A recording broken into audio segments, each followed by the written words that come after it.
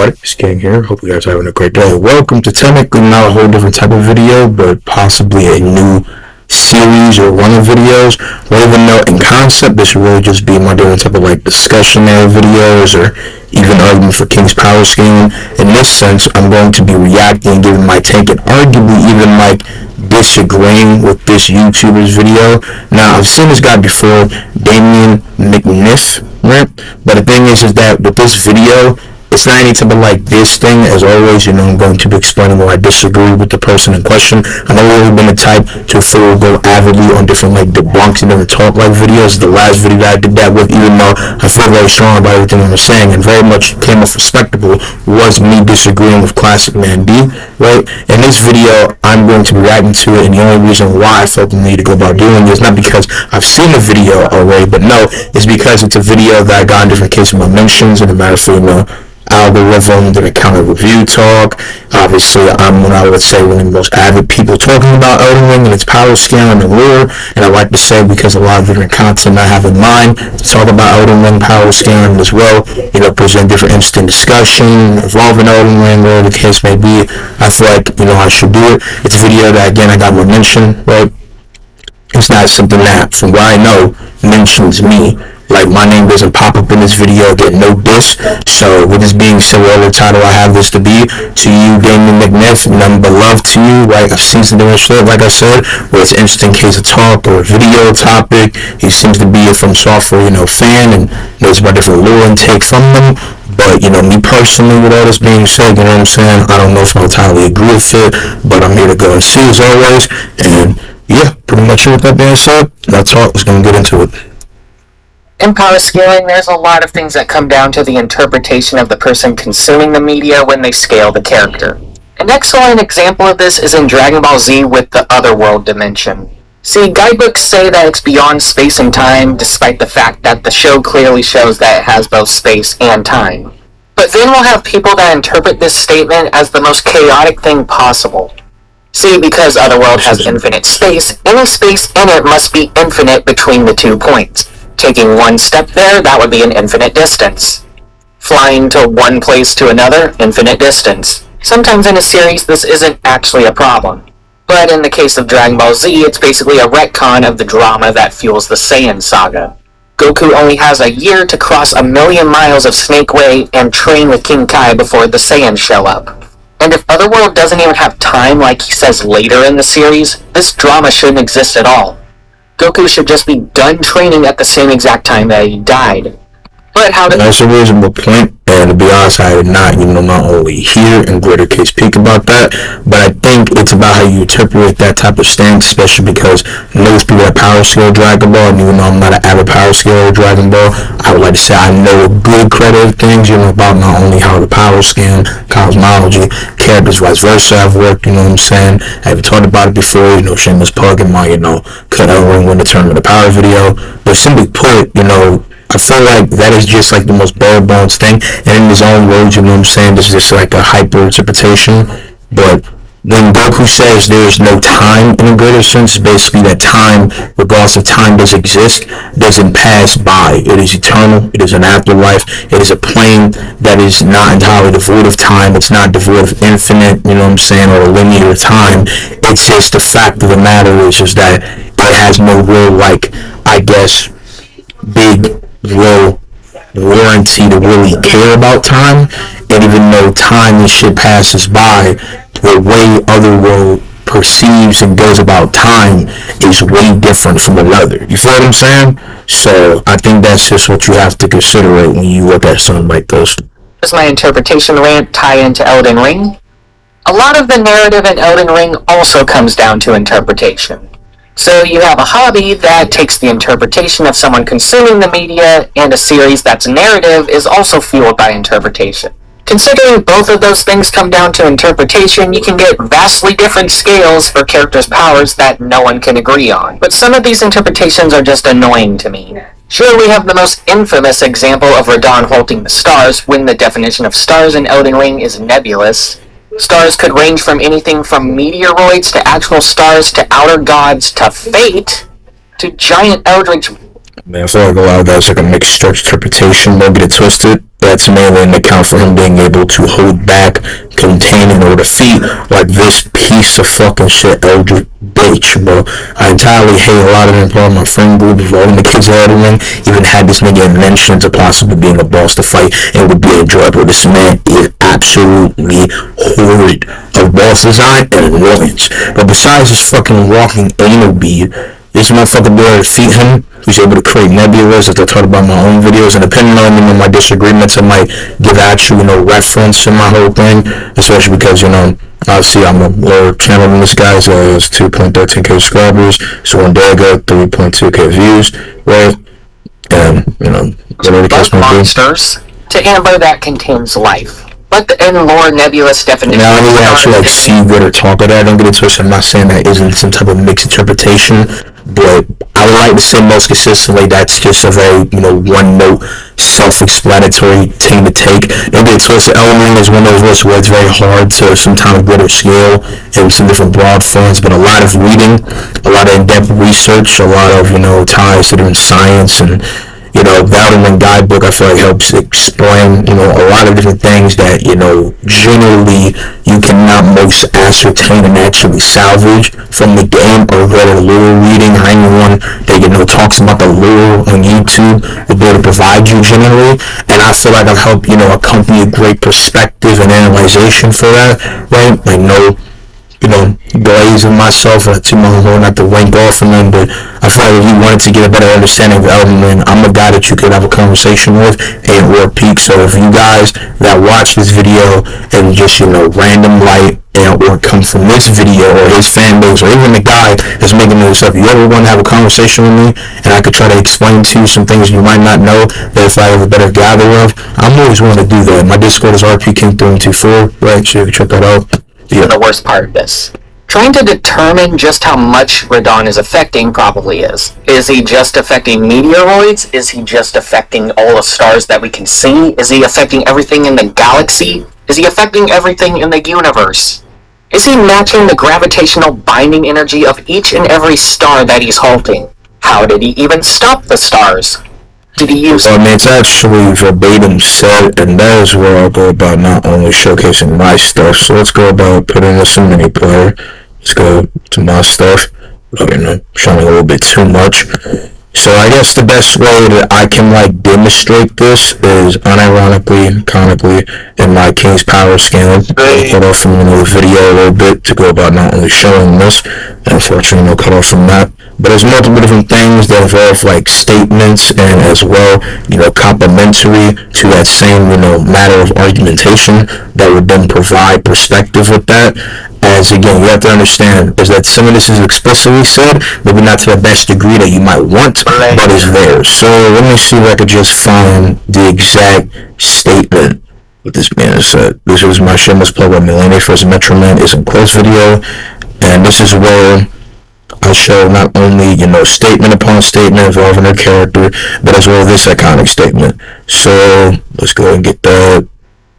2 seconds. Multi-dwarf store level capabilities, or consistently and reasonably because I have. There you go. So, as I plug up from my fucking charger, start to my phone, from my computer, this being said, as you read, quote-unquote, the mightiest hero of the demigods confronted the falling stars alone, and thus did he crush them, his conquest sealing the very fate of the stars. So this is a very, hyperbolic, mixed perception thing, but when we talk about falling stars and all the stars that he's shown, and how wide and transversement they are, and what this would shine, would not just be, he just controlled them by gravity or whatever. He pretty much onslaught, multi-layered, possible different cratering, crushing, confining these different levels of different wild celestial constellation bodies to pretty much be all tied to his will. With his just built different might, he was able just to blitz through all of them,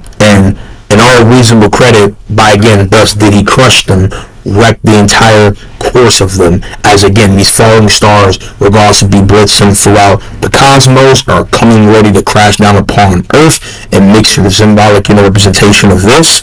He pretty much just full-faced them in all their way and full-flanked multiple possible hands with different star bodies and full vanquish them. And in culmination of that, and his great scouring and scourging through the stars, was able to best the odds against a star scourge, with different not only crazy capabilities, but as well most likely in the mix of his conquest against sealing the very, fate of them and controlling them multiple different occasions.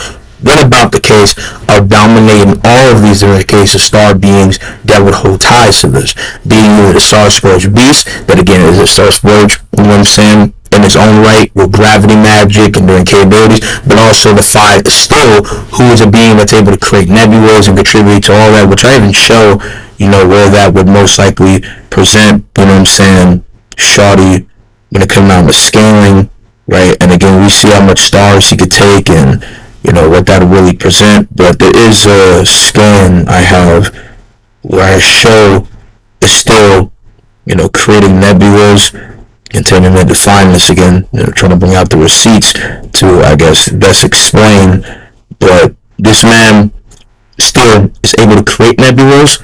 Radon is stronger than him, and we even just see here, all the stars he's able to go stronger, having way more capabilities like no other. This is a vast, great deal. I don't think Radon controls all stars in the universe or some shit, but I would definitely say he could pull a great deal of not only possible ponderance of stars, and because his gravity magic and sheer force of will is so different and a whole different magnitude of, like, I would say a source of power, that he can pretty much surge all his different creative, almost electrokinesis, gravity magic, unyielding ferociousness, to where he could just pull all the impossible case of stars, and it's so vast because of how they're, described, how much is correspondence with that. The fact that he got this back, pocket nuke of a fucking, star, corresponding with just how much creative essence and tail shit is, and the fact that, controlling stars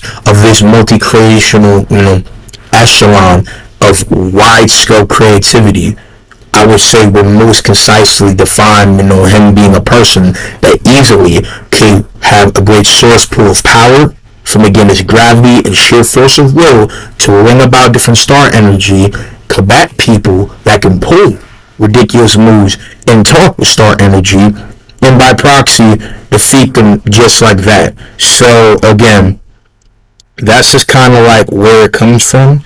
Pretty sure, like, I have this in reference here, because again, talking about how he crushed them, that image, I think it shows up here, but again, I do have it kind of mixed on it, but I could possibly, from fast representation, just show it in a different video, right? So everybody's King Harold. And about this, like this video, be that a like. Hold on. Cause I know I say it in the mix of this, but I don't want to, too much shameless plug, show off my own video, but I do fast-paced features, so I'm just up to show out, I guess.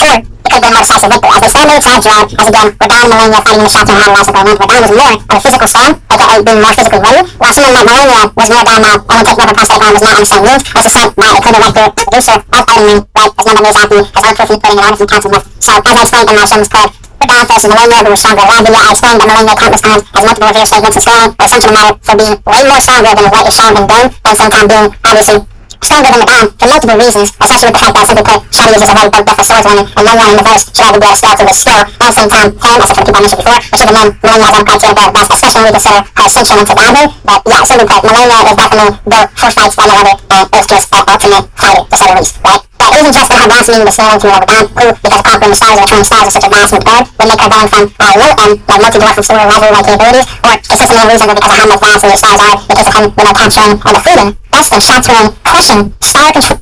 Okay, so I'm thinking there was a nebula mix showcasing here, and I can't just get the different scan for that. I was thinking it was there, so that's my bad, and I might possibly edit this out for its entirety. But there's certainly the mixed criteria in the videos and showcasing that would give that conclusion, right, for a person to be able to be higher scale than that. And I feel like that would explain my point pretty suffice to say.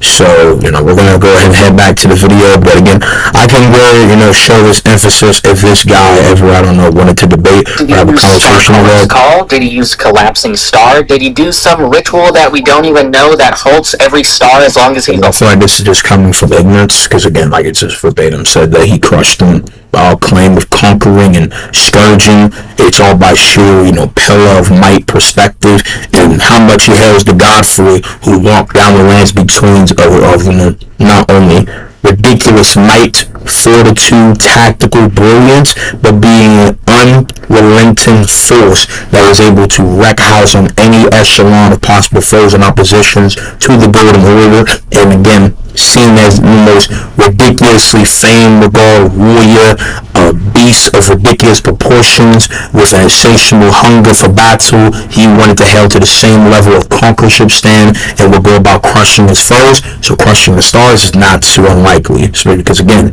he wanted to, inherit to the famed Lion of Lionel, Godfrey. He called himself the King of the Battlefield's Lion, the red famed Lion of Caleb. Not too surprising, but again, moving on. 5. But then Powerscalers will also say that Radahn's each and every attack should also match the power of him halting every single star in the universe. So each and every attack that he uses gravity for? Yeah, that's a universe buster apparently.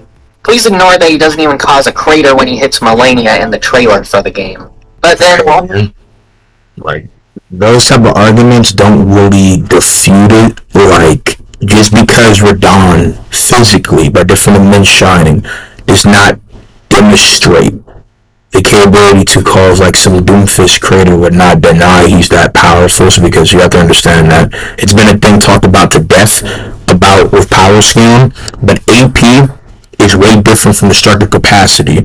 For y'all who don't know, AP is attack potency, aka what you dish out.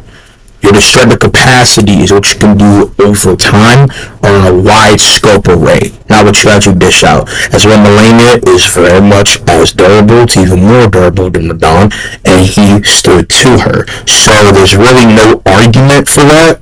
And again, I think that's just entirely like stretching the bar for what needs to be said. But in case it isn't enough, we could just ask Google what is the difference.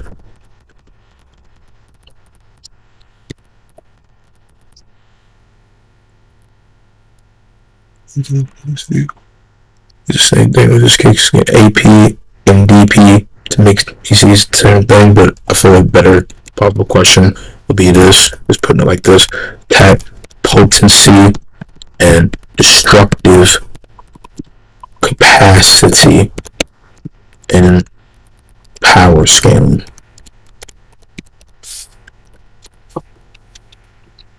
So it's an overview, but to go about just reading it. Attack potency parentheses AP in parentheses refers to the amount of raw force and energy in an attack, determining its effectiveness against an opponent's durability or destructive capacity. Parentheses DC describes the scale of physical destruction an attack can cause, specifically the size of the area it can destroy. Right, and not every person scales to this. As if I just wanted to represent by a different record, right? In different YouTube video that I best could conclude demonstrates this, right? Here we go. And YouTube, right? Stuff, right? Let's go about putting in my name again, and ironically, this is off the dome, possibly thinking, right? So if I wanted to go about, peeking about shit, don't ask about that, and I wanted to go over to Twitch highlights and clips, don't worry about that, right? And I wanted to go ahead and showcase something that demonstrates, great sense of Powerscaling, but doesn't actually move like that. The greatest representation of this, to me, would most reasonably be in this sense. So what we're gonna do is you see Baldur going about facing Kratos here, right? And Kratos and Baldur are ridiculously powerful people, undeniably. But look what happens when Baldur hits him into this mountain. I remember once. Father, look out! So you believe that Baldur is a multiversal dude. By this logic, he should entirely not only obliterate probably an entire mountain just with that blow, but the collide should be so astronomically beyond compare that it should even work. And this has been a thing argued throughout, multiple broads of fiction. But you can't really say that because a character does not demonstrate the output that you would most constitute on this level detracts them being that. As multiple characters that you could say are planetary, town level, this and this, don't demonstrate that in sheer force of AP. Simply put, it's just about the surface range, and as well, it's the fact that paired with the fact that, characters who are not, some angry Goliath monster hauling for death don't push to go about destroying everything in its vicinity. So saying that is, again, I feel like missing the core point and is detracting from the constitution of, in truth, what that is.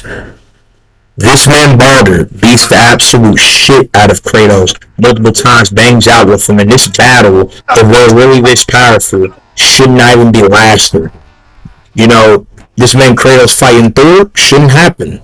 They're too powerful. They should destroy the entire fucking planet of Midgard. They should possibly be a threat to Asgard as a whole. Goku fighting Broly, their sheer force of battle should probably destroy the entire planet.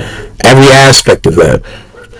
So that's not really a true argument. And again, it's a mix, kind of just like a person doing this doesn't really make it that. Now, granted, I might be taking this a little bit too far because I'm not trying to denouncing the fact that, he can see this perspective or he actually knows this. But this is also well for, the audience.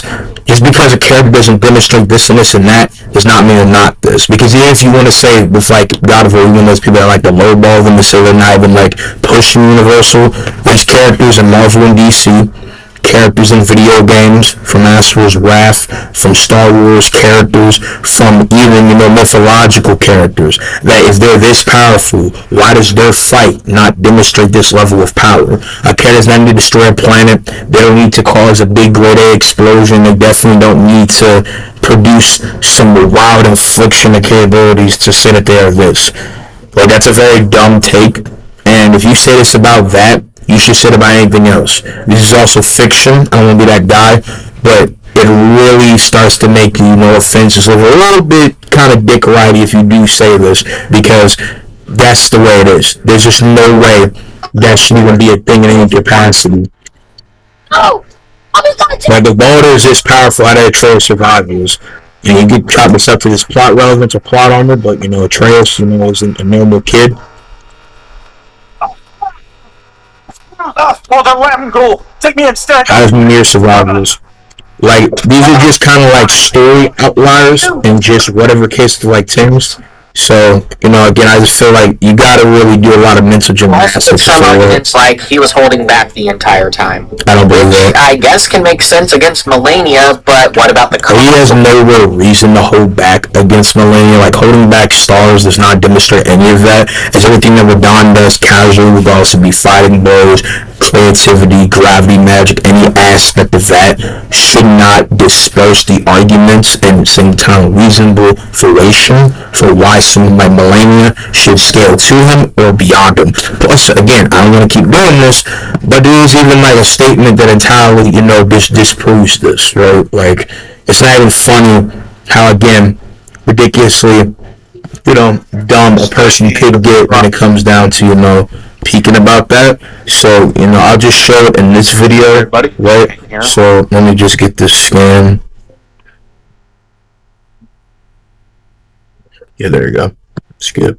Start to finish. Boom. Okay. So, you see the source, CG World Magazine, Volume 286, page 25. This is also titled, the Elden Ring Guidebook, right? Which is, and from being, profited off of from software, is tied in cooperation and contribution, and this is a type of, not only lore take that Greater explains shit. So, right, the co-director, Miyazaki, says the scene where, quote-unquote, Melania, Blade of Mikkel, end quote, and quote-unquote, Starscourge Radon, end quote, face each other, was given detailed direction from the moment Melania recognizes Radon and stands up until she attacks, then it cuts.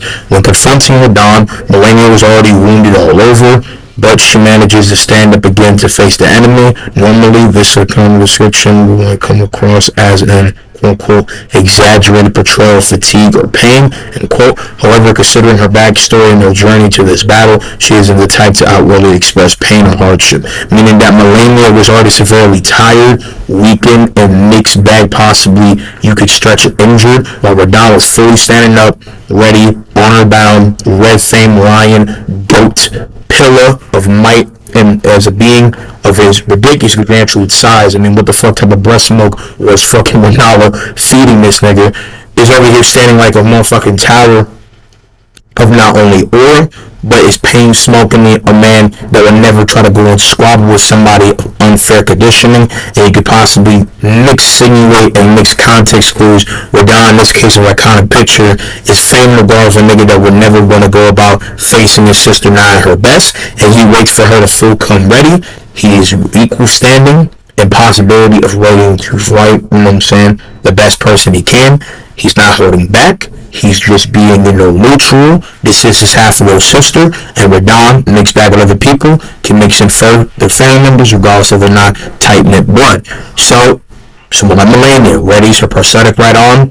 She readies it. They go with blows, they trap, whatever the case may be, and it's said by even this man's own fruition that, again, if she wasn't all of this man Radahn most likely would have been defeated in a more decisive way, or the same case conclusion would have happened, meaning that Radahn was not on the same sensitive level as Melania. Now, scalable is very much concrete, but, it's easy to say that, again, he's not on the same level. Consort fight. There is literally no reason. Now, the consort Radahn fight, it isn't him, right? It is literally a mind control, possessed, false representation of him. Radahn also, I would say, reasonably would talk or give some aspect of that, or give some argument for being a person, and it's something I'm going to greater explain in my, next title, Consort Radahn versus DBX Cell video, right?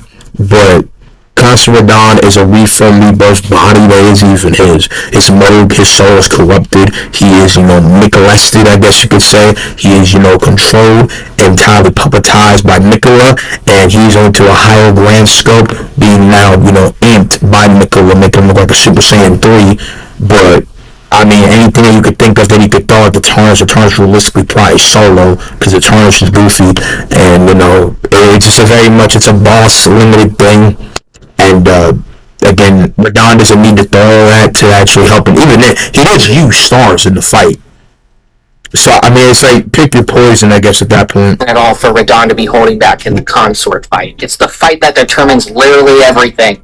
At least succeed in destroying the tower or something. You can freaking fly power scaling Radahn can get you. I don't feel like that really matters, though, to be honest. I think that's just kind of like asking, more than what is actually, reasonable. Incredible around pit-for-pit perception of a fight. The proclaim that because Radahn does not scale about to the same level of argument, contingent, or any crew of that form, or no same levels, is kind of dispersing. The fact of the matter is that this guy has a lot of arguments to be this by just conclusive runaround of the story, narrative, reading, and I mean, I've kind of went a little bit into detail about this in my shameless plug Elden Powerscaling tales, but there's no real reason to say he can't be just because, again, he doesn't demonstrate that in the same level. That's, again, the whole argument of, they don't demonstrate in a physical regard. And, a lot of characters can't be as powerful as they rightfully should because they don't demonstrate something like that. I don't know, right? Someone like Dante can't be as powerful because when he hits people, they don't get, atomized. They don't get disintegrated. They don't get entirely obliterated off the senses, right? When Goku runs or whatever, he should be moving so fast that the ground around him should entirely be decaying because of how much full-fledged, undeniably scorched possible speed this nigga is exhilarating at, even not being a speedster, just a hypothetical hypothesis perspective of a guy moving at those ridiculous speeds should just scroll about the entire battlefield and leave them but traces of possibly death, eradication of the general nature, or be a threat to hypothetically given crossroads of I would argue, depending on your greater stretch, the different argument for speed scan across Dragon Ball, some fabric of like reality for some niggas with the way they be scoring around, moving different capabilities, right? I mean, let's even take this a lower version. Doomfist got to a skyscraper, but when he clears the ground, it doesn't leave a greater catastrophic, almost hydrogen bomb level impact. He doesn't pull a Senator Armstrong with his shit. That doesn't, again, contradict. It's just a creative difference. That's an outlier. That doesn't contradict it. It's just you're asking way too much for something that's, I feel like, kind of like evident in the character a little bit. Or ridiculous when people try and calculate his speed. Granted, yes, his Ash of War in the DLC explicitly says that you can reach light speeds with it. It's even called Light Speed Slash. But people unironically will say that base Radon speed is far beyond this. And to reach that conclusion, yes, you have to explicitly ignore that the Ash of War says that when using the Ash of War, you gain light speed. You have to ignore that it's Nicola buffing Radon that lets him hit those light speeds. You have to ignore literally everything that you see, everything that Ash of War is explicitly telling you to say that Radon is beyond light speed. And usually the justifications for base Radon being light speed or higher are just dumb. One argument I remember really well is that Radon has to be light speed or higher to hold all of the stars in the galaxy because stars are light speed. Please ignore that no star is light speed, or that he must have light. My opinion on this is, even though if you want to mix bag argue that the shit isn't light hypothetical presumable speed and how it comes off, how it gets directed, any of that sort, the fact of Radon, not just in consort, but any aspect of a person that is fueled by the mixed arguable essence and reception of the golden order corresponded as well, but the fact that Radon has faced people that presumably by creating these things or these aspect concepts and utilizes light, again, all these different conferment with different like scale and chain by the distribution of these type of attacks, and as well by proxy other characters like Radon scales over, which is where I feel like I need to go, to my channel again and go about peaking, to my Elden Powerscaling tier list, is where the greater talk needs to be had. Because again, you have to understand is that these characters scale to a bunch of different whoppy-doo things. Characters do a lot more bigger than what the general credit, echelon and criteria is, and it's just simple, bro. Like, characters scale way beyond the general echelon of shit to where you can't really say that because it was way more longer. And I added two more fucking materials. Okay, it's my bad if I didn't. Again, I'm not trying to, elongate this, but I'm hoping I'm just making the most, concise to say, best arguments to provide perspective on why and how this and this is the way it is. So he gets to story about all this shit. Anyone that gets a great so, I'm gonna go ahead and go to where it's basically greater finished or is a greater run of shit, right? There's a lot of stuff to be said, but like Radon mixed with a bunch of different other demigods scaling over these characters that hold power that's able to threaten or harm things of a high standing regards, hold by proxy multi different pool of power that can be the most creative, build different regards of hail and capabilities. Multiple characters use a mixture of not only lightning, electricity, that obviously have different proportional like speed akin to like the speed of light. You have characters using natural light shit, characters that should scale over and reasonably scale to different light stuff. When you try attacking some of these characters in this tier list or beyond, they actually are able to move out of light, react to light, and scale beyond that. And if you believe a character can scale to this or be used by proxy, especially Millennia, then it should be suffice to say very much, evident that light is a thing. So it's not because he just uses stars that he's light speed. The fact that he combats stars, depending on the occasion where they are, and, utilizing them at falling grade speeds, facing those in collide, I would say it's not too impossible that he can move at some percentage of the speed of light, but the fact he's able to face all these light things, defeat people with conjure light, use light, mixed bag light speed attacks, and multi different conception and of like, this character being this and this and this and that and the third, how they're able to move and pull shit. I don't think it's too surprising to say that Radon, like anyone else, is very much concrete, most congruent to suffice to say, is of light speed capabilities. Now, the thing that you have to understand with all of this, though, is that this character can reasonably, scale to, at bare minimum, because of all this shit I said, about probably about low end 20-40% massively faster than light, aka presumably over thousands, hundreds of thousands, pushing the speed of light beyond.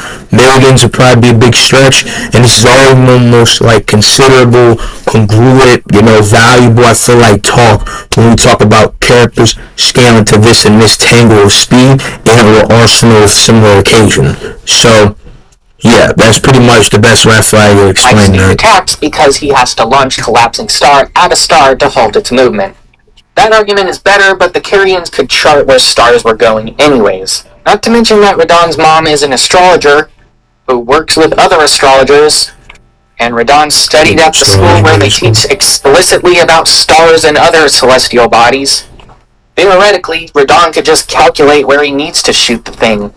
He wouldn't need a light speed attack. Yeah, at the same time, so it's not just utilizing stars as like, different form of not only arsenal or like projectile. It's, being able to manipulate stars by a sheer force of will, aka physically. Gravity magic, which should be equal to his physical regard. He's able to pull a lot of different crazy shit, right? In the matter for capabilities, arsenal, things of that sort. And so because of that, by proxy, him being able to, tangle and or, squabble with different forms of different accolades of similar regards, aka I utilize things that could presumably bring the indefinite, closing of the gap with different light speed or openings to very like celestial or very like cosmic, entities. And again, he's able to rock with people of similar regard and tangle different arsenal with this similar, record, because he utilizes stars in concert with Don. He literally possibly absorbs or fully becomes a whole meteor in his whole boss fight, manipulates them, pulls all this shit, crush stars physically, and should outwardly prove to that ridiculous echelon and vast scope of those capabilities pretty casually and consistently.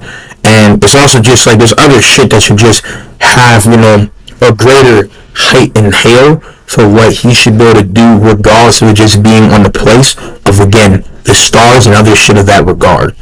Radon, regardless of how you see it, should most congruently, most definedly scale to ridiculous echelon of not only light presumable capabilities, but should also be able to pull a multi-array of original shit to a very superb regard. I mean, again, he's the mightiest demigod, the Shatran, ridiculously versatile, adept and masterful in all of his art, is the king of gravity magic. I mean, the man really is like the sun suit of cosmic possibilities. So he can presumably pour none but the smackdown on people from all these different echelons of this. So, that's just kind of how it is.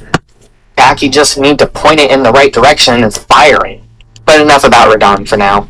Let's go to my excuse me, I'm not saying Radon could presumably, pull the same shit, but the way of like Radon's gravity magic is he full force or kind of makes I guess attachment to these different tangle of different powers and hacks and versatility of that sort in his arsenal to pretty much clamp down on people. So he doesn't use very wacky-do pretty much sorcery of a greater front regard. He's not a wizard that conjures this in a very multi-source pool.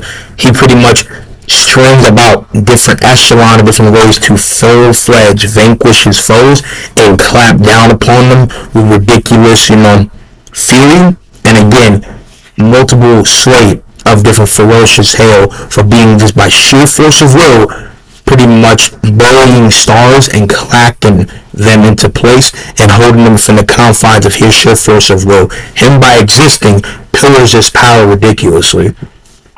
All of that light speed stuff and universe busting stuff also transfers over to Melania because she was able to equally match base Radon.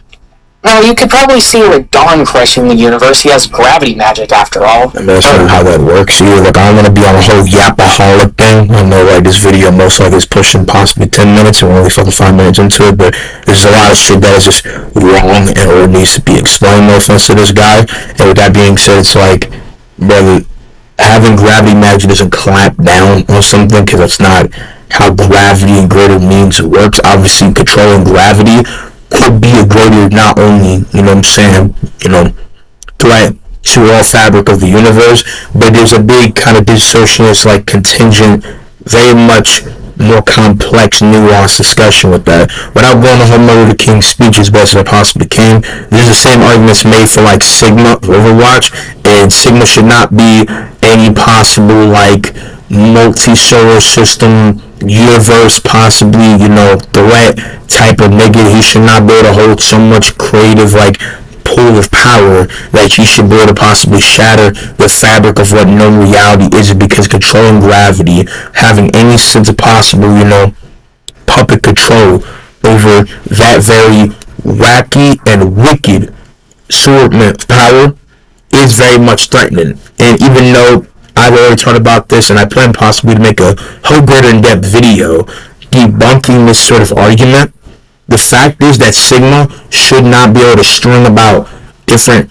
crazy cosmic, worlder from Marvel Comics level of array of damage just because of the fact that he can wield a very crazy sentiment of power. Not only does he actually have to provide feats, scaling, showing he does not understand his powers to that crazy regard, even if he has been able to control the harness that contributes to not only the stabilization and security of his powers, he cannot just whip out all fling of his capabilities. He doesn't control the avatar state, he doesn't know how to manipulate all these crazy conjure capabilities, and Sigma should not just be, again, by proxy, holding the power over something that is a big threat astronomically intricately to all credit of the capability of the universe to move in normal formation and normal confines of capabilities, as gravity is literally the metric for how shit move around collaterally.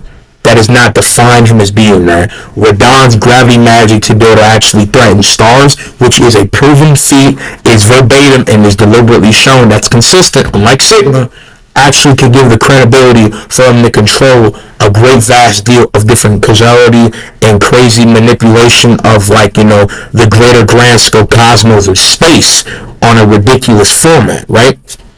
He could earthbend the universe's known parts, possibly, but it does not conclude that because he could pull some great force capabilities akin to Darth Vader that he should be able to cause disconfigurement to the universe. I also don't think it's simple from very, high up case of people, like in my Elden Powerscaling tutorials, that a lot of these niggas you see on screen are actually, universe threats. I really don't, unless it's people of this greater echelon and big margin. I don't think it actually destroy a universe. Again, AP and DC are entirely different things. I'm hoping I'm making that very evident, but again, that's the point to be had. So yeah. But Melania, not so much. Especially if you buy the Radon is holding back argument. Melania's ultimate attack just nuked a continent, and I've seen one Japanese holding back argument. Melania's ultimate attack just nuked a continent, and I've seen one Japanese translation of Waterfowl Dance that said it's explicitly hypersonic speeds. I got no idea where I found that, and I can't find it again, so if you're able to, please confirm if that's true. Granted, she is basically the avatar of the Outer God of Rot, but the Outer God of Rot was also stopped by a blind swordsman who was just dancing. But we could scale the link. Nah, true. I'm pretty sure I was gonna look that up. Hold on. How was the goddess of Rot stopped in the Elden Ring? because the full core actual power of this goddess of Ra is a whole different thing. The outer god of Ra was stopped, parentheses, sealed away, in parentheses, by a nameless blind swordsman using a flowing sword. A technique learned from a blue foe or embodied by the water-based waterfall dance.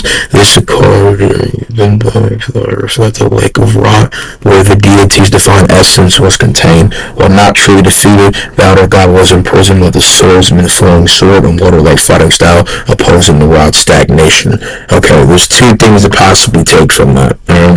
Not only was this being of Ra, aka the outer goddess of Ra in this case, right?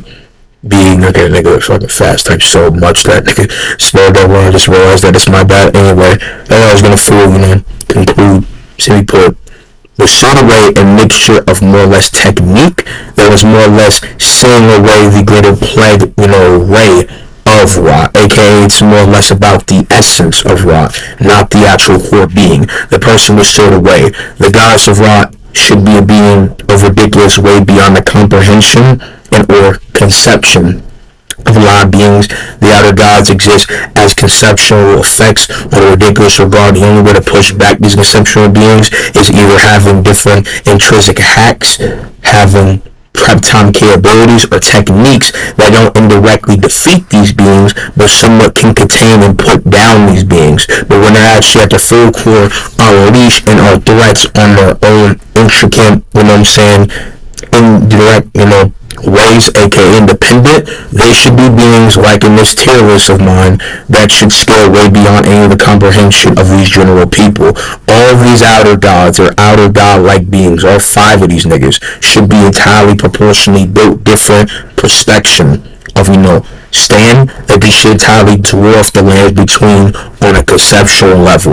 The fellow god threat to life, this outer god of ridiculous, nameless, profound, horror, should entirely stable nothing but disarray and desecration, atomization. This outer god should be a threat to all figure of what the lands between, not even as just like a continent should be, but its entire scope of world. The greater world is the greater world, life incarnate, personifies it, is life and death of all aspects of the lands between. And then you have, frenzied flame that can literally destroy life as its own and is a spiritually fear-mongering, chaotic being of ridiculous form. It is literally an entire, I feel like beyond compare, a deity that commands the argument for being such a destructive flame that it can entirely abolish all aspect of what the lands between is. I mean, again, this thing is the same thing that laid destruction to a great deal of the world,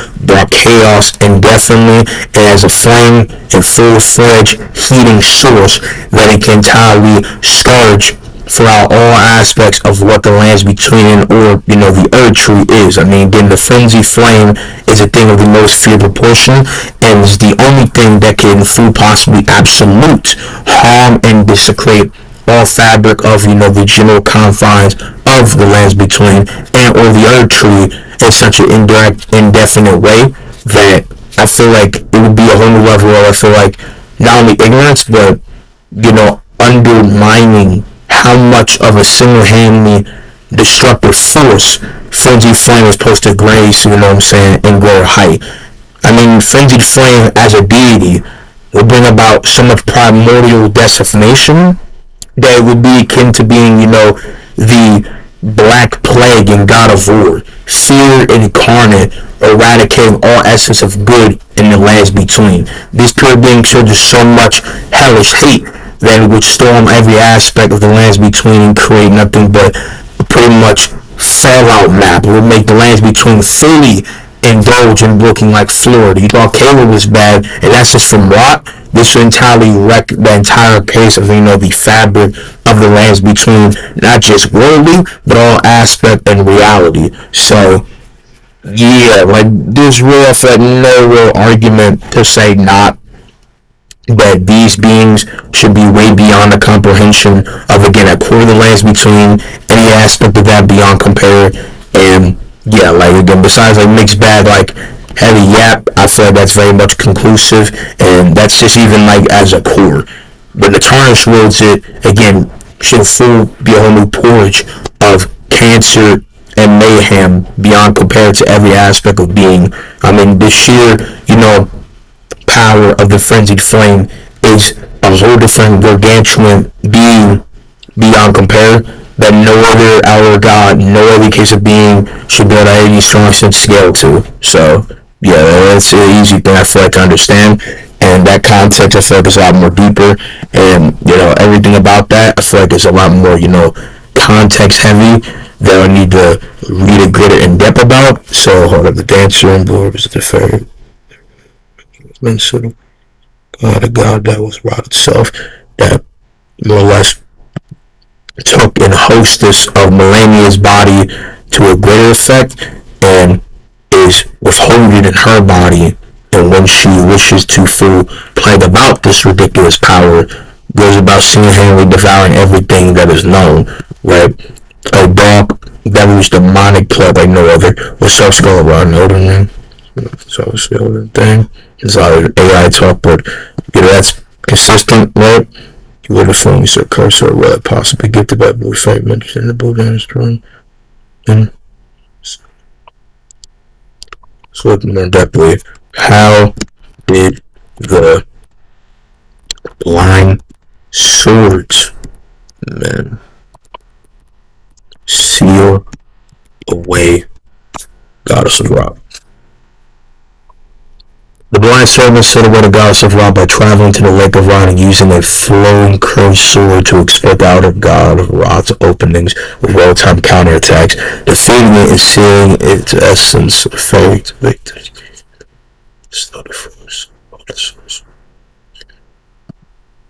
Well, was that great to mention because I don't see nothing actually describe it now. I feel like it's entirely AI mixed perception.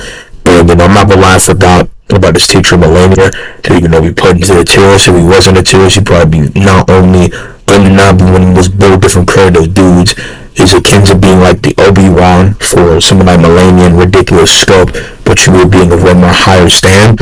Or underneath into the lake of rot and sealed away this dark being, but a full outer god perception of existence should be a being way beyond the comprehension of multiple great deal of people. Plus, this blind swordsman should be pretty high tier legendary, so I don't even know if you can even rightfully count him as being some general form. Dude, the way you described it was this some anime teacher of general learning. It's supposed to be heavily a very different person. I mean, this man probably is the most unironic description of a great sage in the lands between, but sealing away a being of this astronomical proportions will probably put him way beyond compared to most different niggas. They don't get twisted, mixed bag of the truth of again this whole description. I'm kind of mixed with how true that is, but even with that, if I had to say, well, why would we most concretely think that you could reasonably, estimate and conclude where he would probably stand on my tier list and all highball, gonna stand, lands between.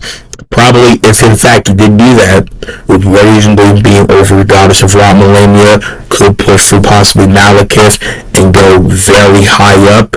I think, him pushing past, mixed back with Sagittarius is very mixed, contingent, but in truth, the greater case of the Ra outer god and this outer goddess being of a whole different high level of destructive being, akin again to Frenzied Flame, who is a terror of the most ridiculous regards, based on the hellish order and discord to the lands between on such a ridiculous, preposterous perception that it would be entirely a nightmare, never wanted to even be in the presence of. I still stand with all my points before that reasonably the outer god should be way beyond this thing. And again, it's kind of like a mixed reasonable representation thing, where the statement is not only coming from here, but it's a little bit weird, right? Because the greater read, right, fair bestowed a unique flowing curved sword upon the blind swordsman. This sword is set to resemble flowing water.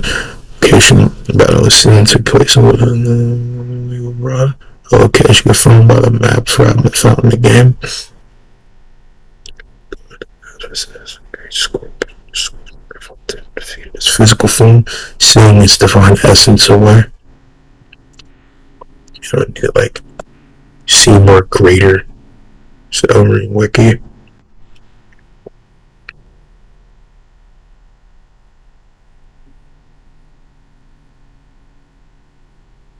So I guess it said torture millennia here, but not apply swordsman to the millennia. Yeah, on Wiki, I feel like it's very much a strong creative source, so you know, again, this could just kind of conclude that this blind swordsman was a whole different matter of being. Or like in this quote, legends speak of a master of the sword, garbed in blue, and his curved blade that was patterned after flowing water, strong attack and lays a series of strikes, again to a dance, offering a glimpse into the legend. Yep, a whole different like build, different record of being. I would say reasonably given criteria and conclude that this guy is either so legendary that he would just spear through multiple runners and people entirely virtuoso through niggas, or you have to understand that an actual whole core primordial heavily, you know, celestial alien next almost criteria of existence, the outer god should scale higher, but in physical form should supposedly be, you know, lower, which is the same thing like with the fire giant utilizing, you know, the you know, fell god, aka fire god, you know what I'm saying, power, whoever is mixed hold of, you know, using this greater case of power, aka the dark, mixed spiritual divinity magic, you know, people with mixed credit of using death rune, destined death, you know, cherishing the power of the outer god, of the greater will, and, or, you know, life itself, and even take of, you know, the frenzied flame power. I feel like that's pretty sensible, but again, you know, I think that's a great thing to talk about. Melania off of attacks that she can dodge that we as the player can do, like lightning bolts. Which means she should be able to dodge lightspeed slash, right? Well, she can't actually dodge it. I tested it dozens of times and she could not dodge it once. The idea that I tested it doesn't be able to dodge lightspeed slash, right? Well, she can't actually. We're talking about in the mixable form. Attacks that she can dodge that we as the player can do, like lightning bolts.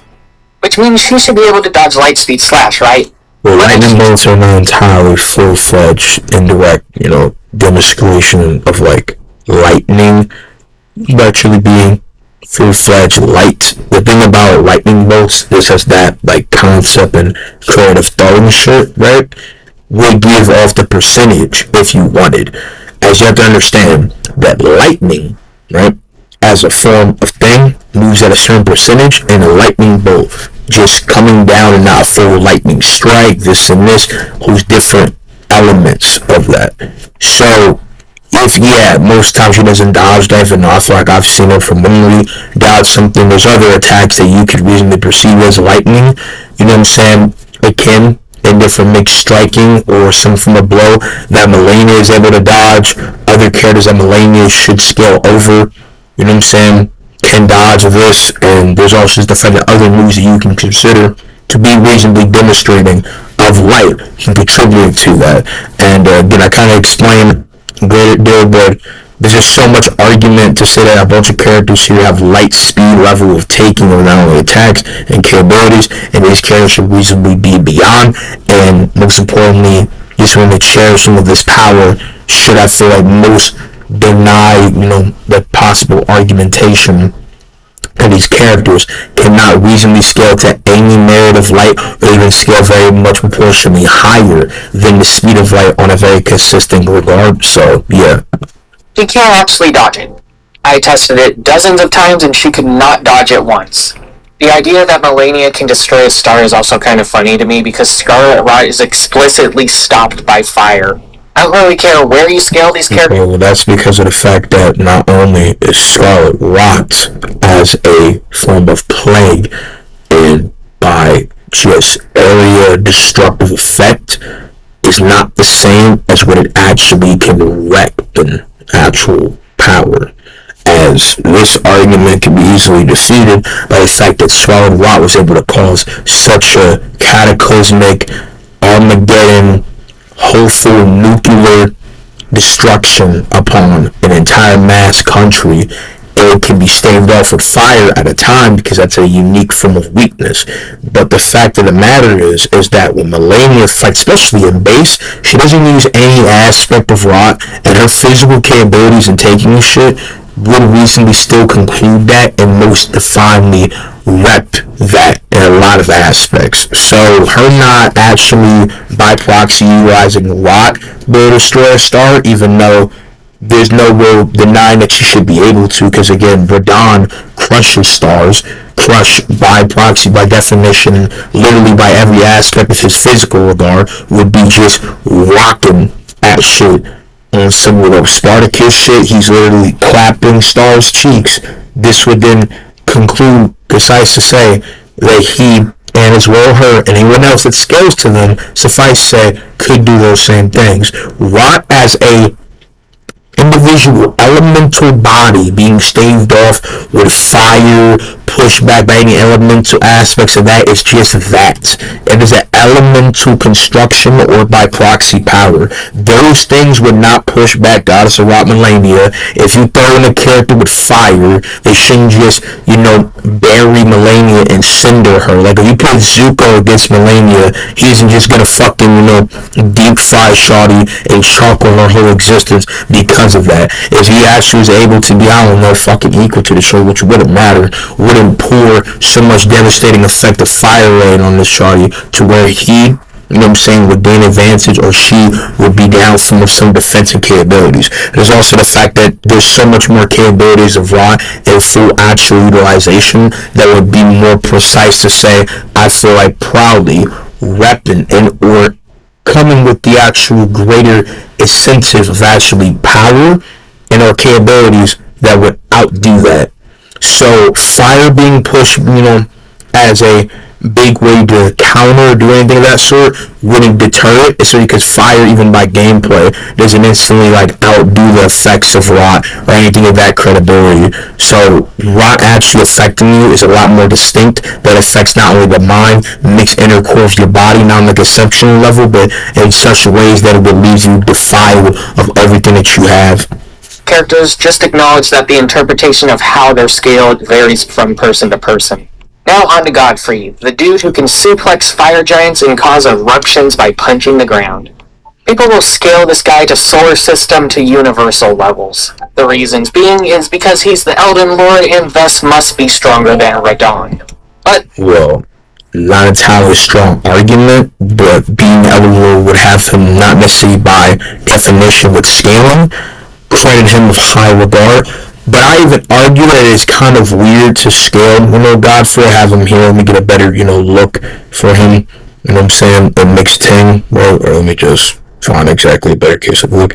So, yeah, I put him over a great majority of different characters, and it's mainly for a bunch of different reasons, regardless of being narrative or not, but you have to understand, it's not because he's Elden Lord, it's because, by the record of him being a built different regard of not only Powerhouse, Mightiest Tarnished has a statement that's kind of mixed perception of really being actually concrete, true, actually, a actually quantifiable essence of actually strength, but has its argumentation, where Godfrey Keholu, Mightiest Tarnished lands between the famed, not only first Elden Lord, but ridiculously preposterous, powerhouse of the lands between, was able not only to slay beings that inherit power of an outer god as well, but the fact that Godfrey, being the famed, not only built up from a bar of being in the lands between, was one of, if not the greatest threat to the Tarnished, who we know does all these different famed accolades of capabilities.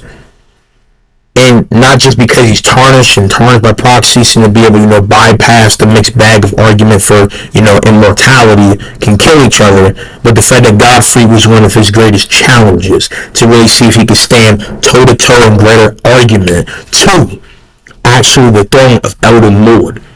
Godfrey was so confident, so powerful, so built different as a ridiculous, boom for violence, that even being tempered, even being chained by a, pretty much deter of his insatiable, ravenous hunger for fame, was still a ridiculous Goliath that could slap up multiple people with the axe of Queen America and is a pillar of wrath. So him being so high margin over all these people, over a bunch of different other characters that you see from the tier list, and as well, not only from like slang about the fire giant slang, you know what I'm saying, the fire giant king, full-fledged, you know, Zangief and fucking dragons, fire giants, these big ass Jotun Goliaths, and being so much of a build for Saiyan figure that he could stamp his foot on multi different array of different possible opposing figures across the lands between, to where he was certified nothing but a dominator, a slayer. Godfrey is one built different warrior, the famed lion of Lionel, an ultimate, you know, great, a beast like never seen before. Man was rocking with some certified Titan level caliber, and again, Godfrey just has a lot of statements, a lot of mixed bravado and hail of being that. And you know, I plan to possibly, maybe depending on how I proceed, because you know, I already made like videos talking about Godfrey, but kind of providing a good introspection, right?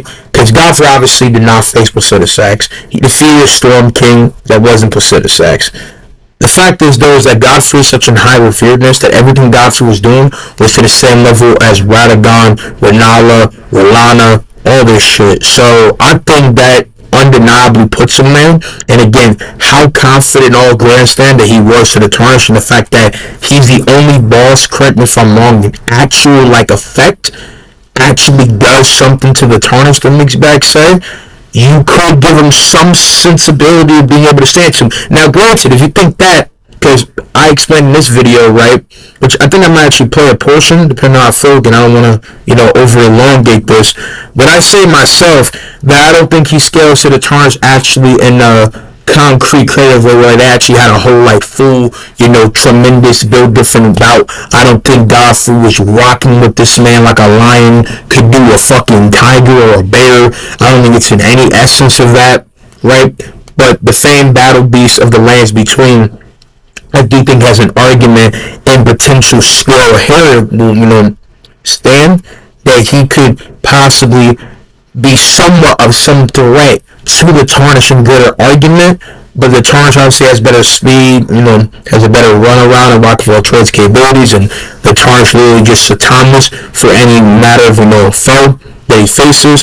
But I'm hoping in the case for, you know, me explaining this, that, you know, I give a understandable perspective in this. So yeah, let me go and back up just a little bit, and hold on.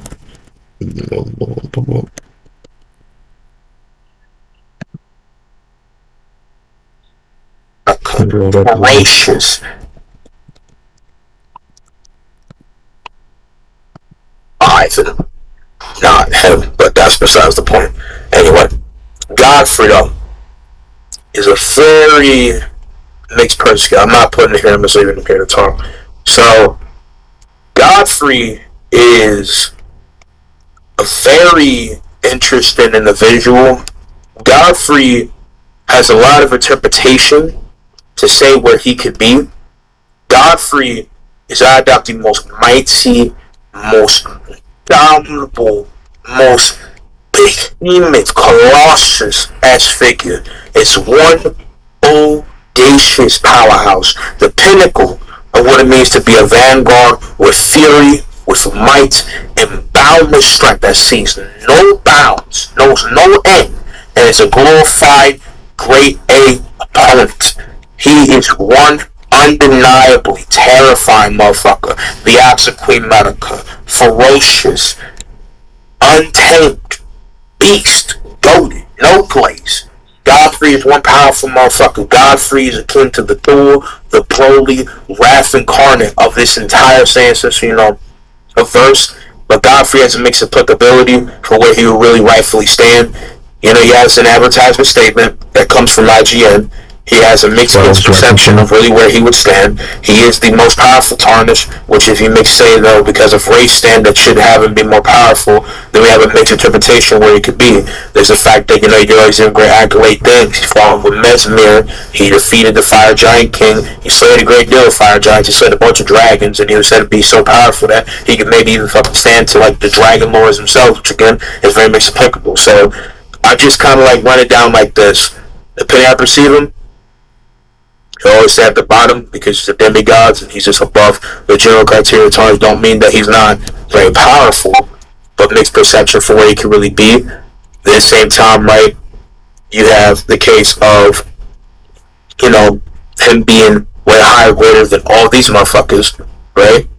And then same time you have him, if you really think that he can stand to the greatest of the greatest, he could be up in here shit. You can keep going higher. I think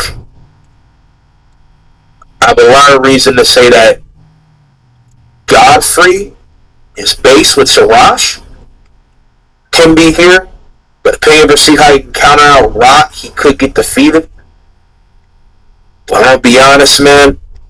I'm almost every time close to putting him in question as a no skin because he's such a weird person. But I've scaled Godfrey 1,000 times, and he's always just a weird guy to really say. So I think I'm confident saying that he's here, and then Horaloo is self-explanatory. He's here. I don't think he would beat them because of the magic. Should I got messed from a boy Sky? The greater argument for why he would be over him is tied with skill.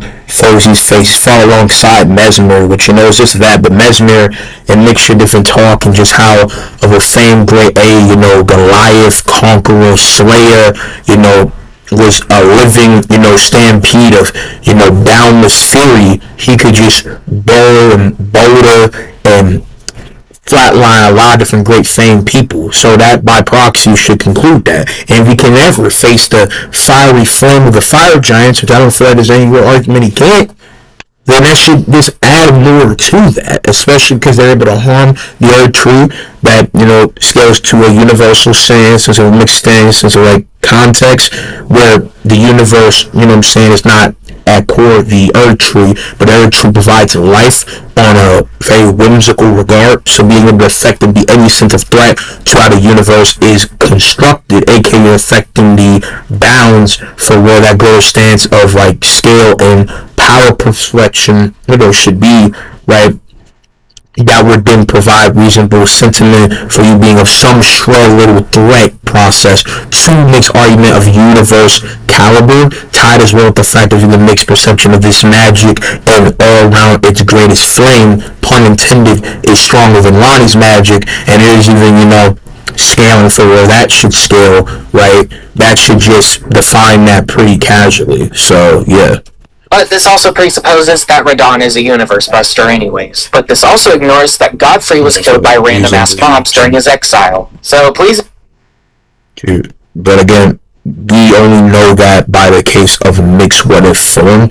There's also the fact of the matter is that even though, that is a mixed arguable, I could give him this, a technical, anti-feat, you have to understand is that there's two big contradicting things that need to be very much, I feel defined right now, and slate of this entire thing is really on a representation thing. First of all, to this, again, correct him on the whole thing, the Dom is not a universe destroyer by, again, DC, it's by AP, and that could be in greater case what he's referencing. So, reasonably, he should be accredited with that, especially if you think Radon, is stronger than Ronnie, who has a talk of being able with her magic to fully, disguise, clothe in a very ridiculously powerful, enormous illusion that could represent the entire universe, by the words of the co-director of Mixie Mizaki himself. Lord of God there should define that.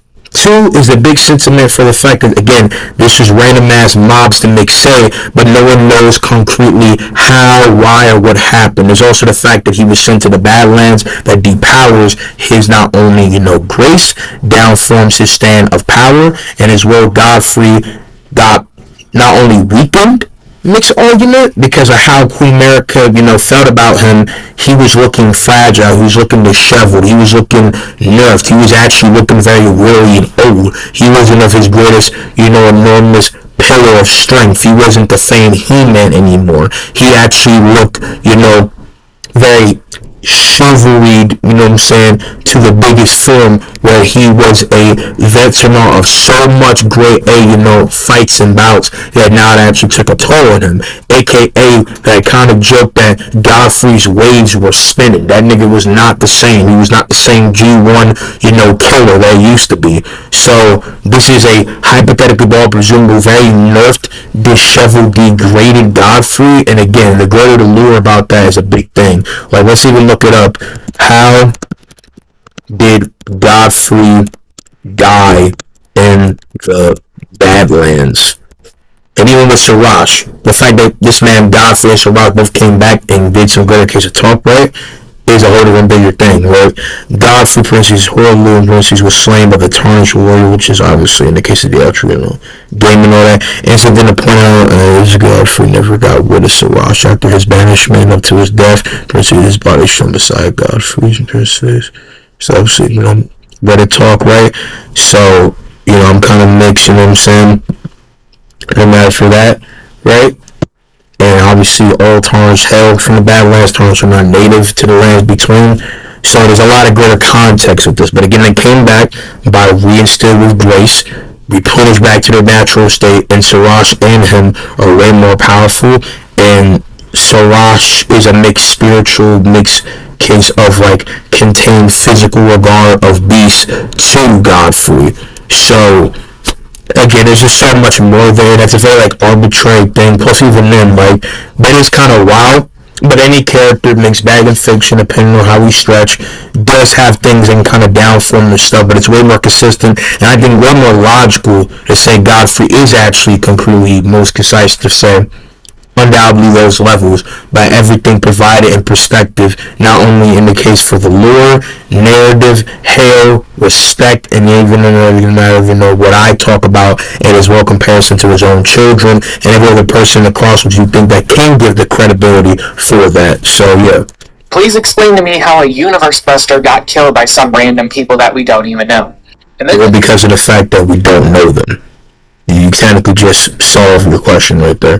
We don't know how powerful they were. We don't know who they were. We don't know how it got to this point. What we do know is that he was banished by Queen America and the rest of his kin to the case of his race because of the fact that Godfrey did not, bring about the same means of, unparalleled, unstoppable magnitude of power that he had. Again, he was said to be weary. The veil was now under his eyes and he could not see the same great, lust and gauge for battle on the same case of means.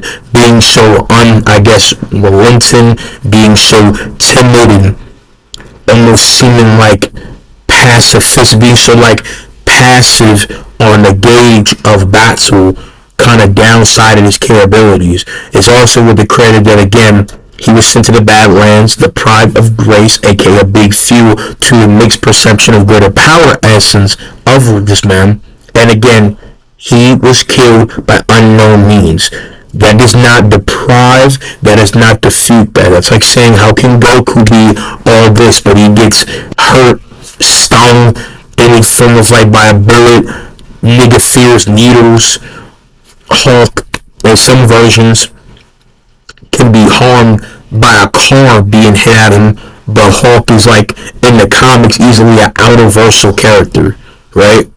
That's not really an argument, and it's just kind of a mixed narrative demonstration. Again, what's more consistent? This is kind of just a very vague outlier. Don't get it twisted, it's kind of weird, but there's no representative way to deprive that in this sense. And to greater clear up my point, let's just look it up again. Why did Godfrey get banished by Queen America? Let's look that up. Alright, coming in again. Let's see. Queen America banished Godfrey and his warriors the first time because he had no more worthy enemies to conquer, and she wanted them to go to other lands, die, and become strong to serve as an army when she shattered the Elden Ring. which is, I don't know how it feels strong in every credible way, even though, there's a bunch of different talks for this, but even then, is the fact of the matter is that Godfrey, right, look at as strong as he used to be, so the grace of gold. So he got down from of his not only core essence of power, aka the thing that fit him be a ridiculously magnitude of a powerhouse and glorified beast, a tank. Look at this unit of a man. Was discouraged of that. Again, not in his full greater prime essence of form, and again was depleted of that greater strength and capabilities. So yeah, so there's no real argument to really see that being the case in any curve of the way, with that being said. So yeah, like, just no. That was funny ass meme joke. But like, no. Then there's people that will scale him to the Elden Beast despite the fact he never even fought it. Reason being is that America brought him to the end of the game so that he could fight the Elden Beast. And that's not confirmed at all. So I don't know where that's coming from. He apparently picked him over us because grace guides him towards us. And where do people put his speed? Immeasurable. I'll get into that explanation in a minute, but this dude took literally the entire game to show up. Are you really going to say that he has immeasurable speed? Anyways, what's the justification? What does that mean? Like, obviously, I don't believe that Godfrey has immeasurable speed. I think more confidently, like most characters in the case of that tier that I showed them to be, are reasonably, some massively faster than light, or, greater stretch. You could try to stretch, inaccessible niggas, even though I think a great deal broad scale of Elden Ring is more confident multiple times faster than light. Only the really top tiers, aka niggas that, bypass this or on this, are actually inaccessible. Not immeasurable. I already discussed that before, so again, it's just kind of like, no, that doesn't make sense, but just because the character takes the longest to get somewhere by like walking speed, aka travel speed, is not defeat that. Same thing with AP and DC, aka the circuit capacity. How fast I can react is not how fast I can run. Muhammad Ali is not faster than Usain Bolt. The Flash and Peasters, we got similar regard. So for some, be some my throat, haven't talked, this long in a minute, full off the dome, and at the same time, this fast speak and haven't had some water in a minute with this being said. But besides that, sorry, as my throat pause again. No Diddy, simply put to motion, to finally say concisely, suffice to say, this man, like anyone else, in reaction speed is not the same as travel speed. Goku, and his speed and reaction speed is not the same as his travel speed, depending on the case. Unless you're a Viltrumite, a character that especially has tangle of powers and or capabilities that involve his speed being in correlation, aka in parallel, to what another thing is, aka speedster, like the Flash, Sonic, Quicksilver, Dash, fucking Accelerate, whoever you could think, it's not the same. How Godfrey, moves in a fight is not the same as his travel speed. So, if, I don't know, you want to argue, let's say, a version of Superman was flying at Godfrey at ridiculous speeds, Godfrey probably couldn't react, but if they were fighting heads up, even with mix of him flying, there's a great potential that Godfrey could react just as great to even greater than a version of Superman, especially if it's like DCU Superman or some shit like that. So just know. Alexander actually being dead ass. So it's not the same thing. Like, this whole bird thing, there goes everybody else. Right? Alexander's the GOAT. I just want to make that clear. But yeah. For him having immeasurable speed. Now we get into the biggest elephant in the room in power scaling Elden Ring. Enter Placidusax. The seat of the Dragon Lord lies in the storm beyond time. Additionally, Placidusax scales can twist time. So what do power scalers do? Because the storm is beyond time, anything that can move there must also be beyond time.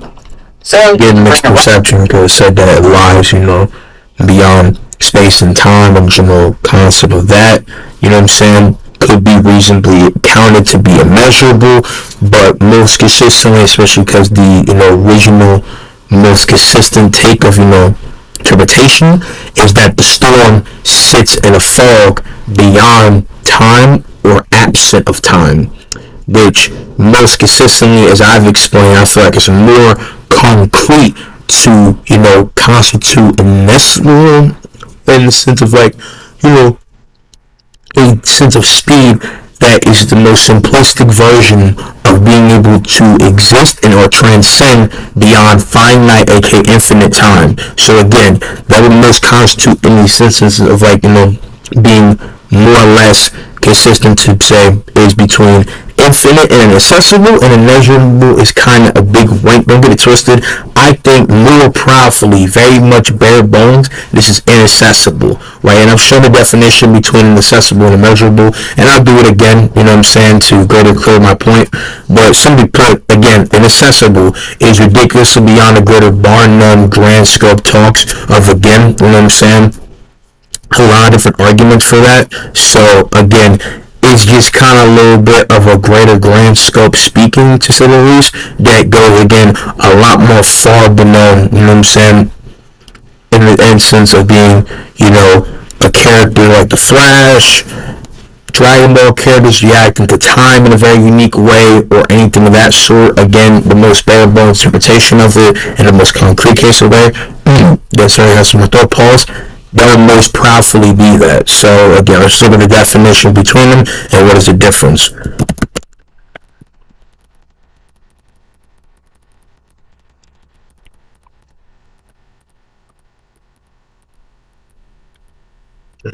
Accessible, right? Accessible.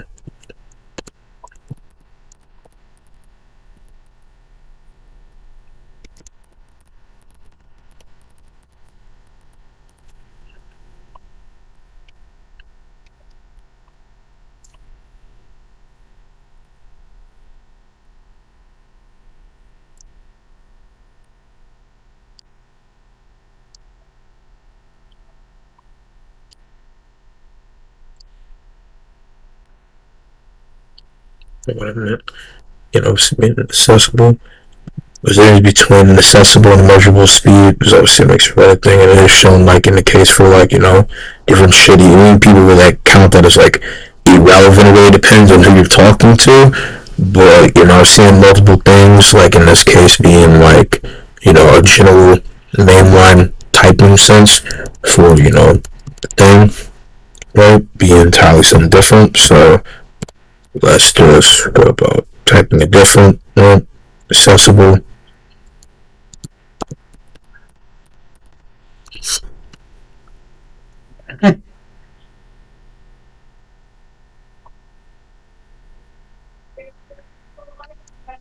Again, as Gary talked about, right?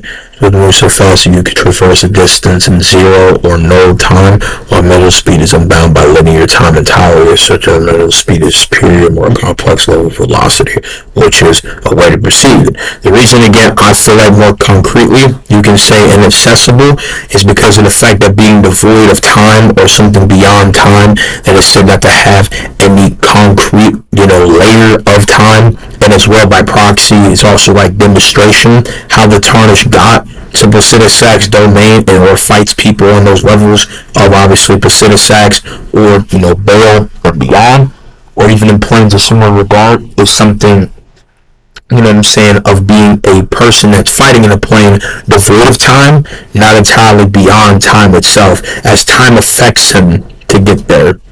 These beings distort time by existing, right, in the sense that they're able to exist in a bound or a plane that has no real technical, not only actual weight in time, but just by existing could counteract different effects of time. So I had to explain this in greater form, as if someone's about to be a fucking headache to go to like in-depthly, intricately explain. Suffice to say, if the Tarns was facing a guy that can manipulate time, depending on his manipulation of time, if he's pulling a Heimdall, if he's pulling a hit, if he pulled an alien next level of creative moves with time, the Tarnished would be bound to those levels of time.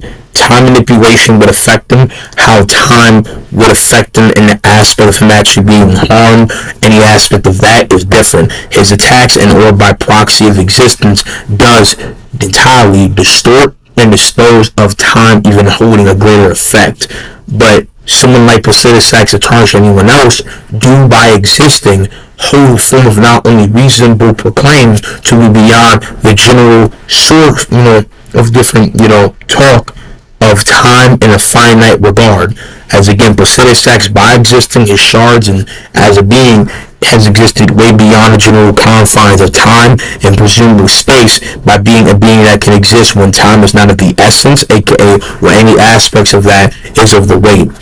But just being able to distort time from your existence because you move so fast, you're beyond any peripherals of that, does not mean time and other aspects of that do affect you. There's also some essence of this being an inept existence thing, and yeah, someone like Placidusax and beings that scale to that could just be like on some Mortal Kombat shit, people who are not in any aspect affected and or get fucked with when time is of the conversation.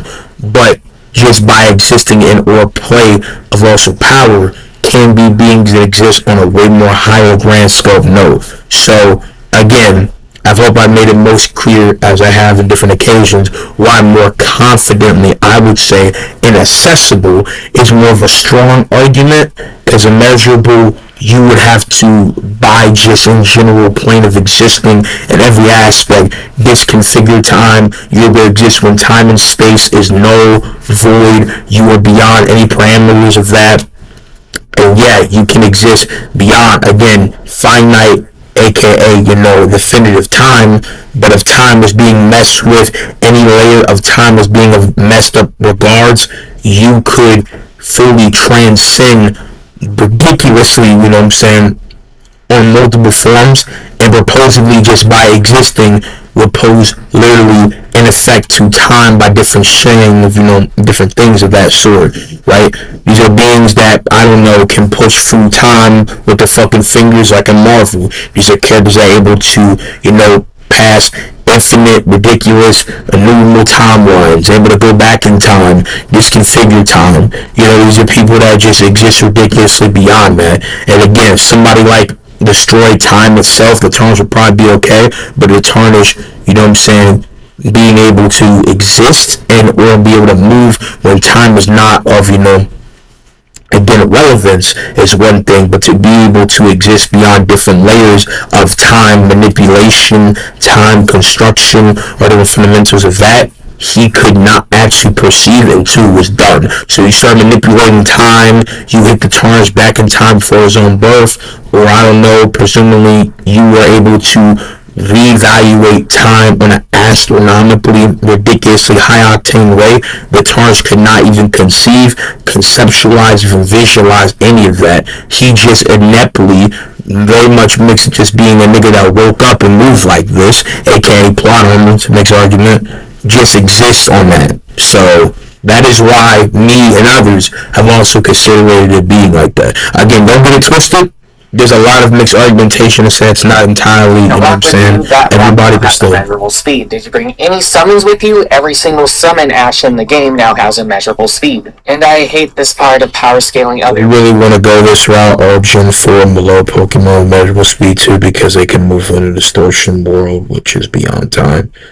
You can argue that. Again, I don't know nothing about that, but simply put, not every person by reasonable consistent proxy should scale that. Again, that's why in my Elden tier list, not only do I greater explicitly state this, I say this, I disagree with a mixed kind of known power scaling YouTuber that said the same stuff and had this mindset, and I all around just do not see that being a concrete thing. But the Tarnish is a character just bogusly in the most goofy sentiment, just scours throughout the lands between, racking, new levels of the most radically built, different case of matter of, powerhouse, arsenal, capabilities, skill, and is such a ridiculously, one-note, one-sided encounter for anybody else that he can entirely just splatoon, scrape by, tally this multi-slaughter and lay nothing but absolute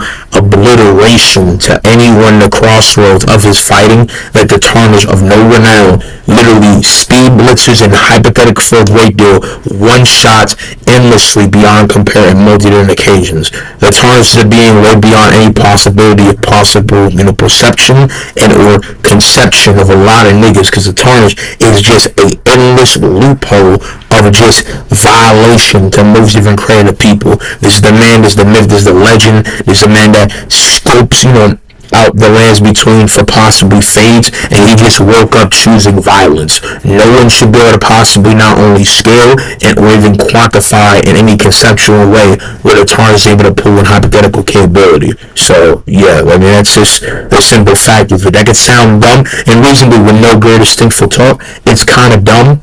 But you have to understand that all this by impossible possession of the Tarn's capabilities, and him by just perception speed, mixing record of just existence, should be able to move so rack of all trades differently that he could literally just dominate in full-fledged against any of these people before they even have any capability to even, react and even quantify what's happening. He's so unbelievably built different. He's the monster at the top of any scale reverse. Elden Ring so much because it just makes everything stupid. People will also argue that this makes Bale have immeasurable speed, despite the fact that Bale probably never even fought Placidusax in this Storm Beyond Time.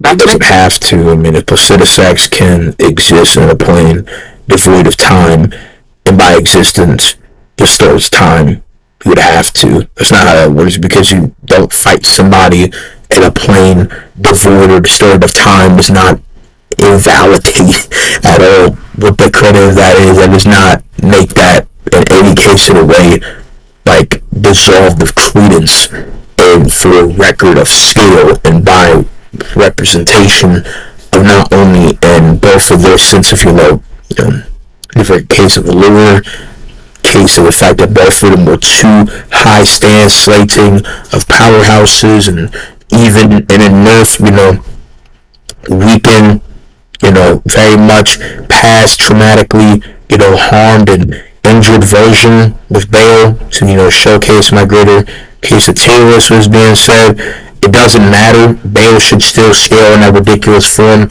Bale was said to be the dread.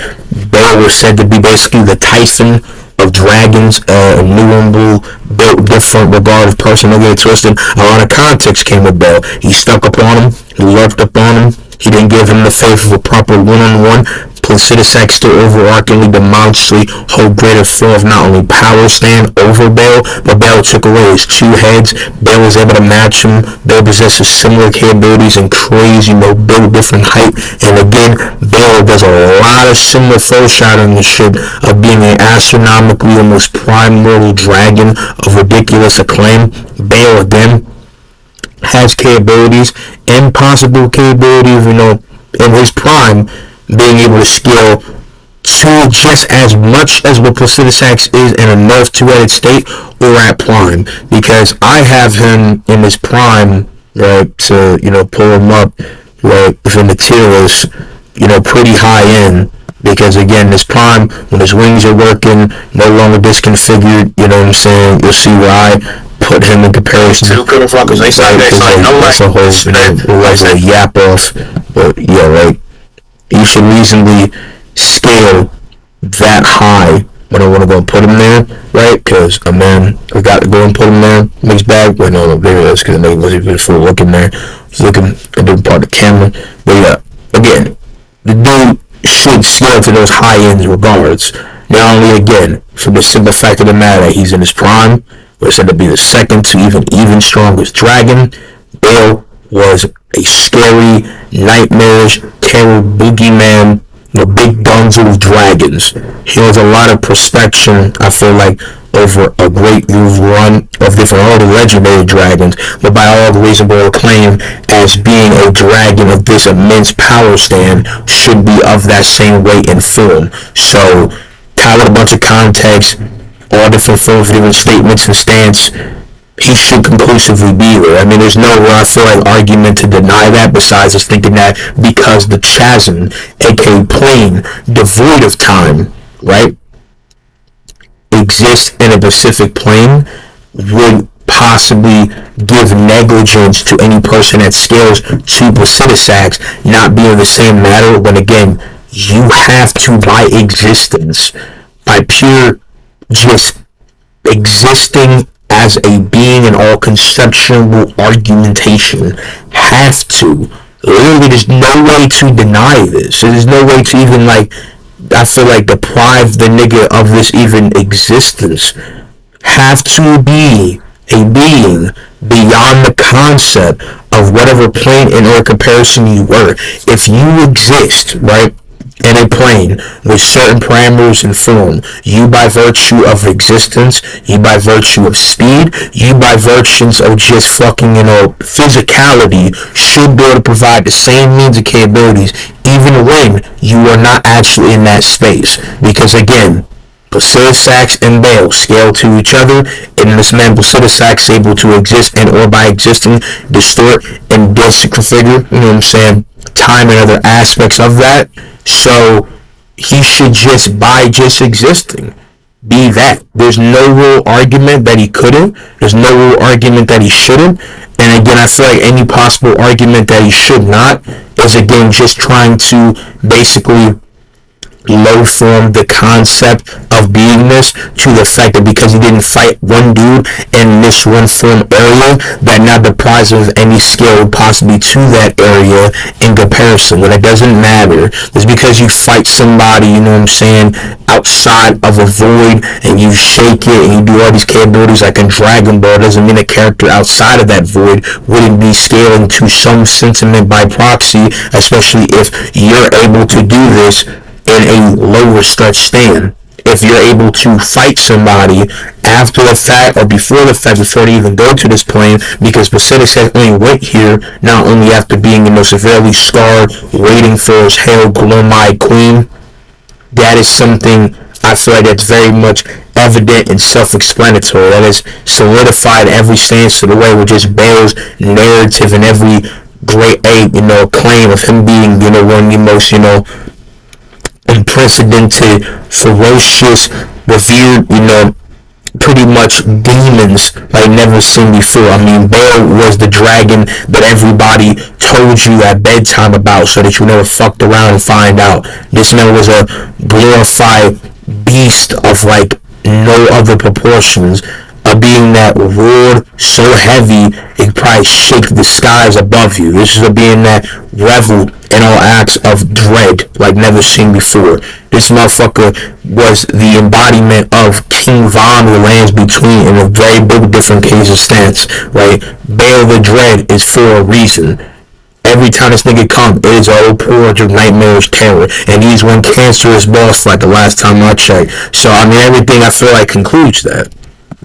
To mention there's an active day and night cycle on the way up to Bale while he's shooting lightning at us. But because Bale is in the DLC, people will unironically scale almost every boss in the DLC to him.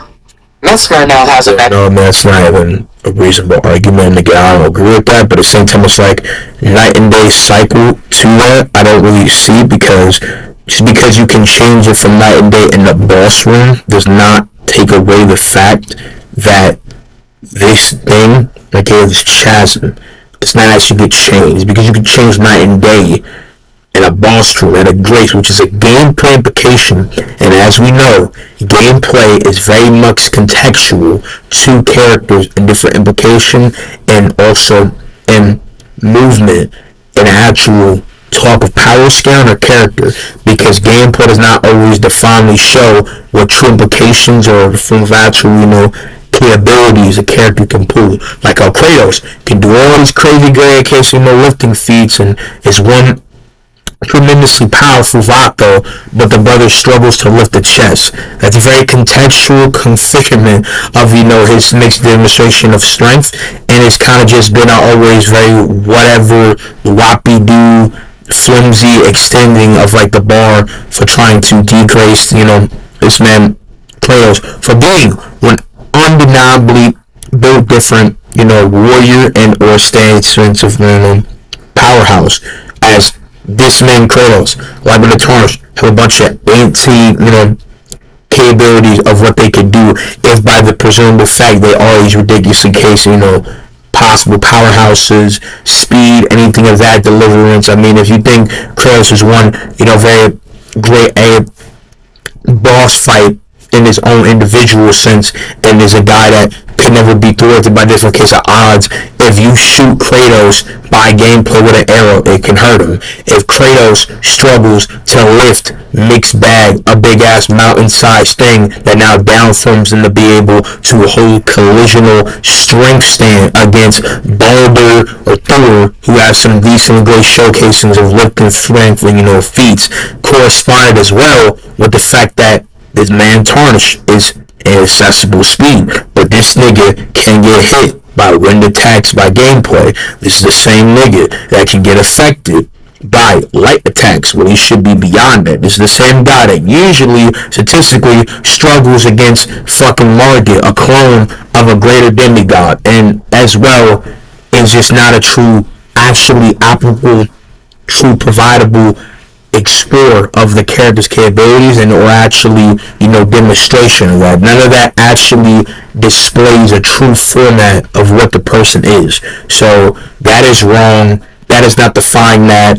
And being able to change like day and all this shit in a place that's supposed to be devoid of time or place can have weather or something going on. That does not degrade the argumentation for it to be devoid of time. Time might move in a place that's said to be devoid of time, but the fact that time is said like that, moves like that, because again, causing storms, manipulating the weather, having all this like very archaic, blister of powers by Placidusax as Placidusax would not downgrade the fact that time does not work the same, because all of that is his manipulation of powers. That is his godly escapades of capabilities. I've never seen weather actually happen in the boss room, aka the chasm beyond time, aka in the tornado, and the tornado being a physical representation of this, I feel like it's just a creative outlier. I think as well, like the tornado could literally just be Placidusax pure being causing a accidental reform and kind of like colossal submergement into his domain of ridiculous proportion of power. So again, none of that actually excludes it or explains any of like why the power scaling should be this one setup of this. None of that extinguishes that. None of that deprives that argument. None of that actually is a true counteraction of that. You would need to provide actually greater explicit evidence to put down such.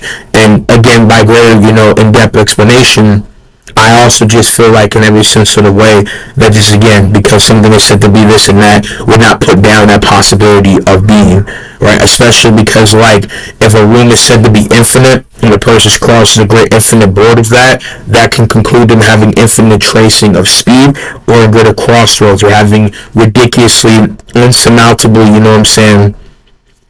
possibly to quantify layers of speed, but because he reaches a endpoint of being near an infinite sized place, does not down from it being infinite, because infinite obviously means never ending, does not have a limit, does not have a finite extent of time. It does not have any aspect of like permanence.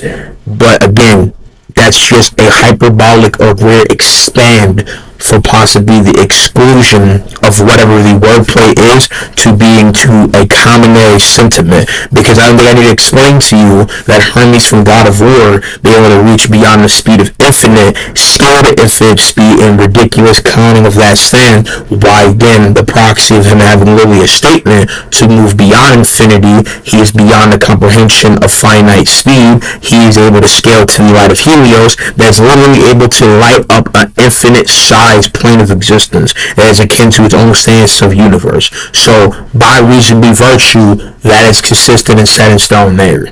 It's a measurable speed. Consort Radon now has a measurable speed. R'hllana now has a measurable speed. Nidra a measurable speed. And the most hilarious example, Aegon, who now has a measurable speed and universe level durability because he could tank Bale ripping him to shreds. And Bale gets those because he fought Poseidon. It's kind of crazy in the matter for him to be ripped to shreds and not die, but I would even conclude that he has that still, but because very mixed contextual shit.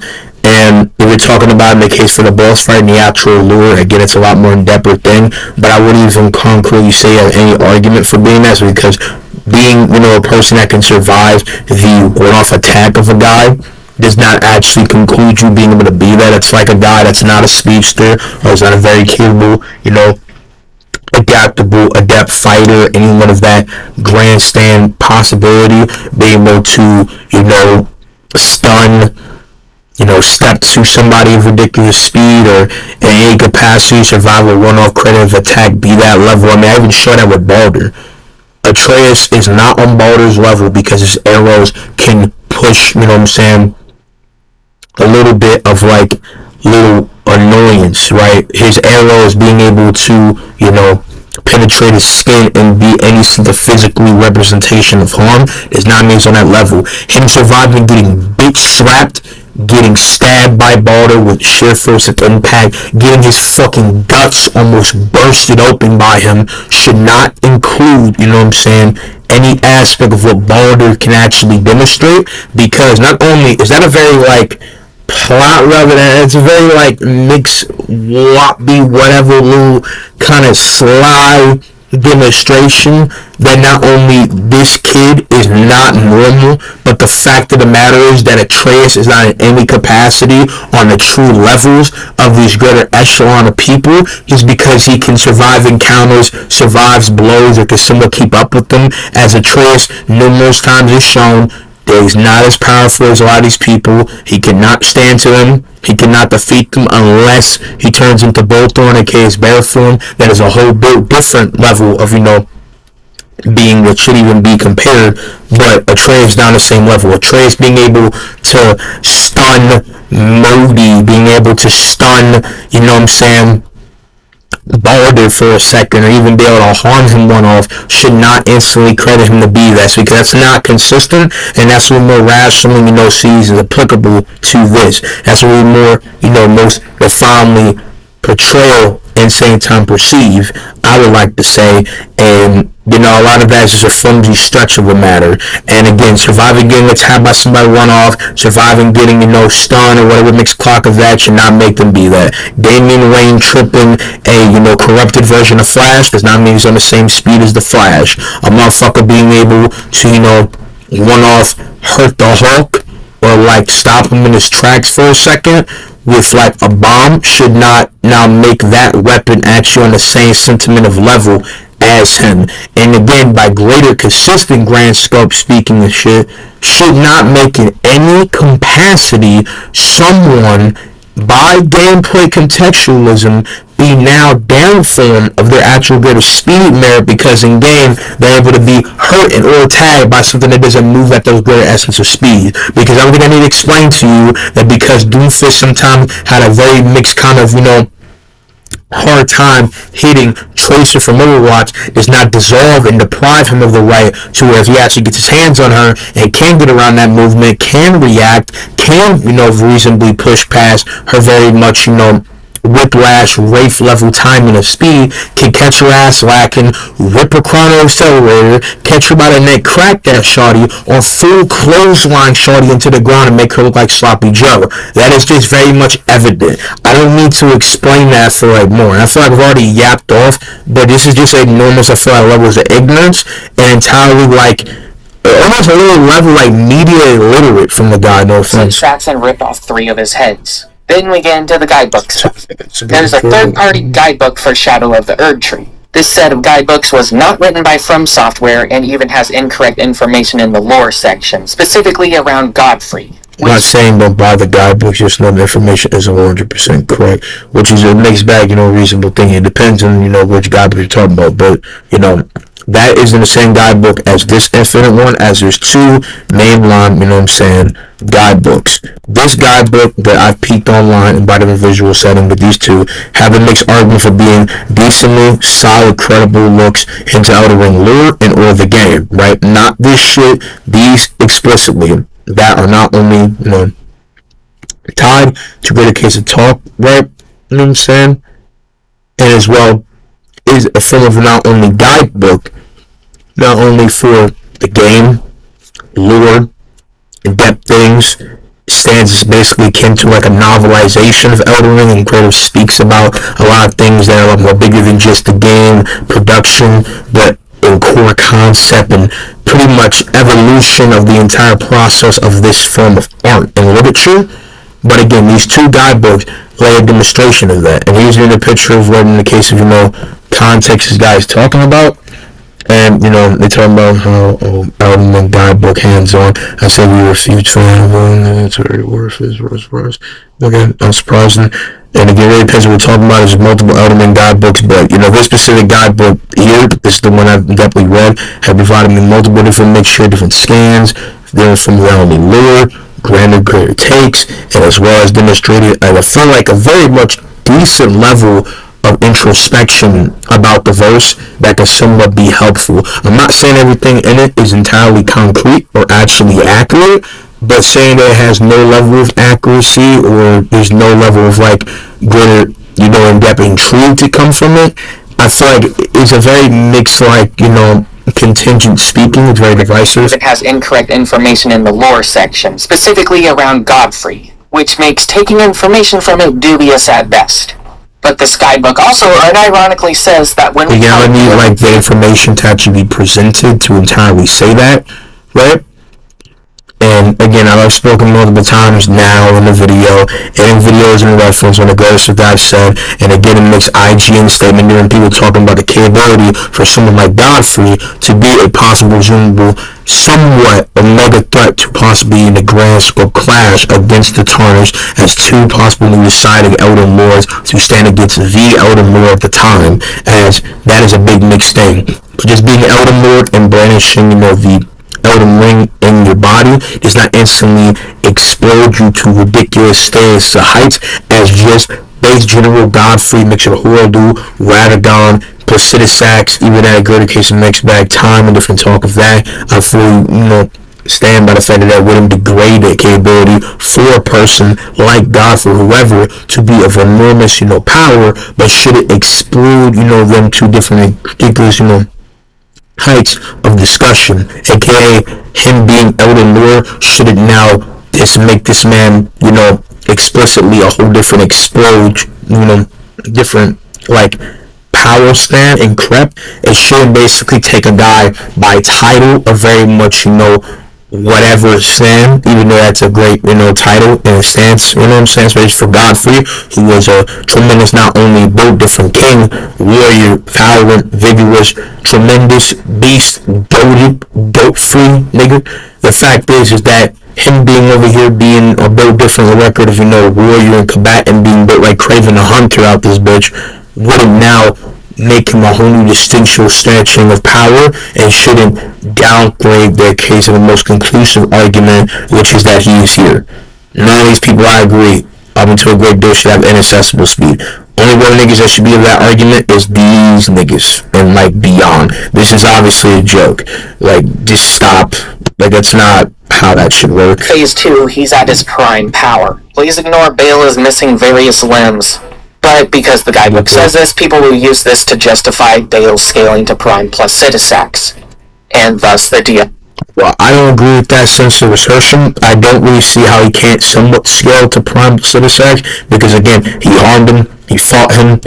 Only real suggestion to possibly say he's not the most confidently really scalable to him, right, is the fact that, again, he did not fight him in a normal one-on-one heads-up fight. Now, from what I know, Bell did not have backup, and I've looked this up before, so I'm a lot more, I feel strong positive on this.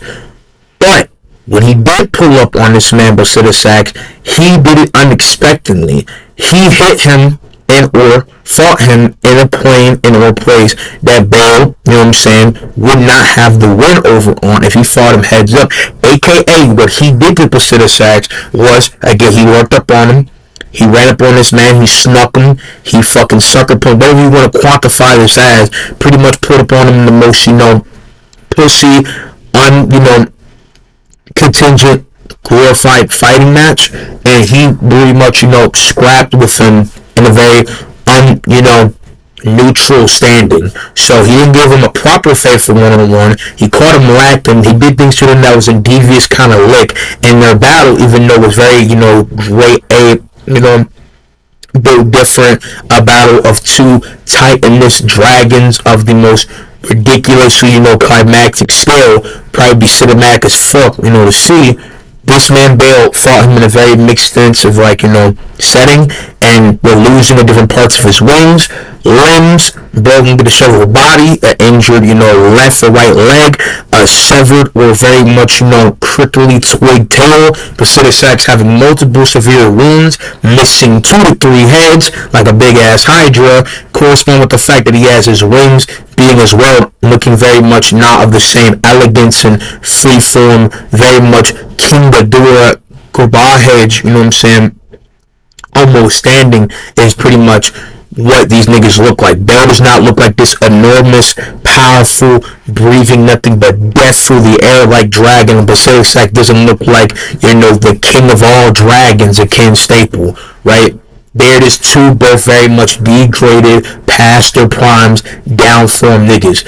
And again, there's very much hyperbolic and mixed contextual, very much mixed literary definement of it. But I feel like the most conclusive, consistent, standing for both is that in some way, even though Bale does not scale in the most proud, actual, even tick-for-tack fight, as I explained in this tier list, he somewhat should actually be on similar level to him, because again, he injured him, he hurt him, he didn't double team him, he didn't quadruple team, he didn't jump Basidisac, he just caught a nigga lacking. Basidisac was not ready. For whatever reason, they had a little scrap, he pushed Bell back, Bell went dormant, and Basidisac, for a bunch of different matter of context, went dormant as well, and a plane dissolved of time, and this is the first time he went into that plane, meaning that again, in comparison to what I said, to again rescind my statement, should reasonably considerate the fact that he is able to bang out with a dude that already by just pure existence is able to be in a plane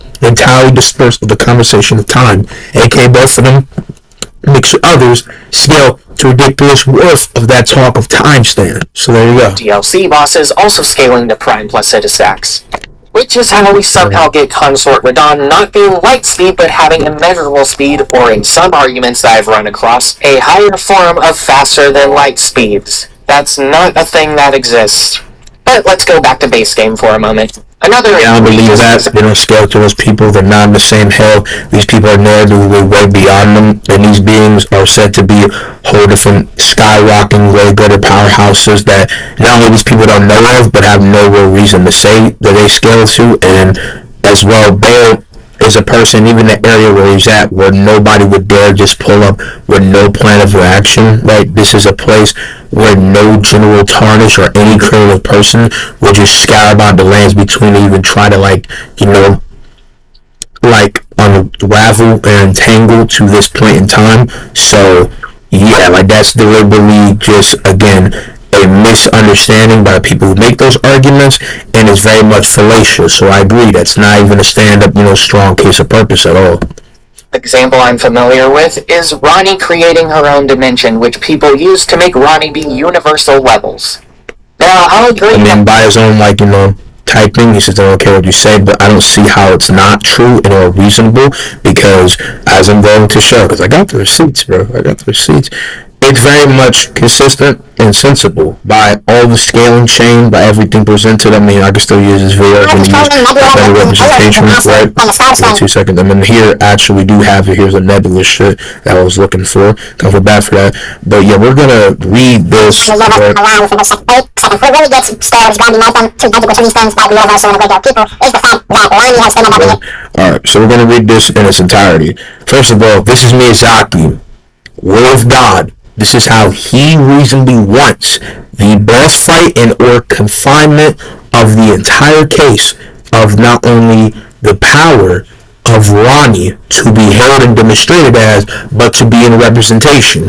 If you're denying the word of God for this story, this literature, this piece of art, this piece of fiction, if you're discrediting his stance of reasonably as the creator to perceive it as this, you're falling under, I feel like, a new level of deliberately disingenuous. But as well, if you're trying to use the argument, death for the author, there's really no argument. What Ronnie doesn't false demonstrate, a universal level making of a pocket dimension. Again to read, as a unique effect of placing fog in the cutscene at the beginning of the battle with quote-unquote Renala, Queen of the Full Moon, and quote, the black melasma surrounding gradually clears, revealing the moon in the background. Bottom scan, the director, parentheses, Hidetaka, is what I thought, his first name was, but my bad, I remember that too, misspelling of his name. I feel like I've heard Hidetaka, but no, parentheses, Hidetaka Miyazaki, in parentheses, or just Miyazaki, presented the motif of a brimstone Mega worldview, stating, quote-unquote, I want the universe within magic, quote, adding a dark impression as an element of the cosmos, and incorporating engineering into the warhead, such as the image of a falling star. It was complete. Again, he says, in quote, I want the universe within magic, end quote.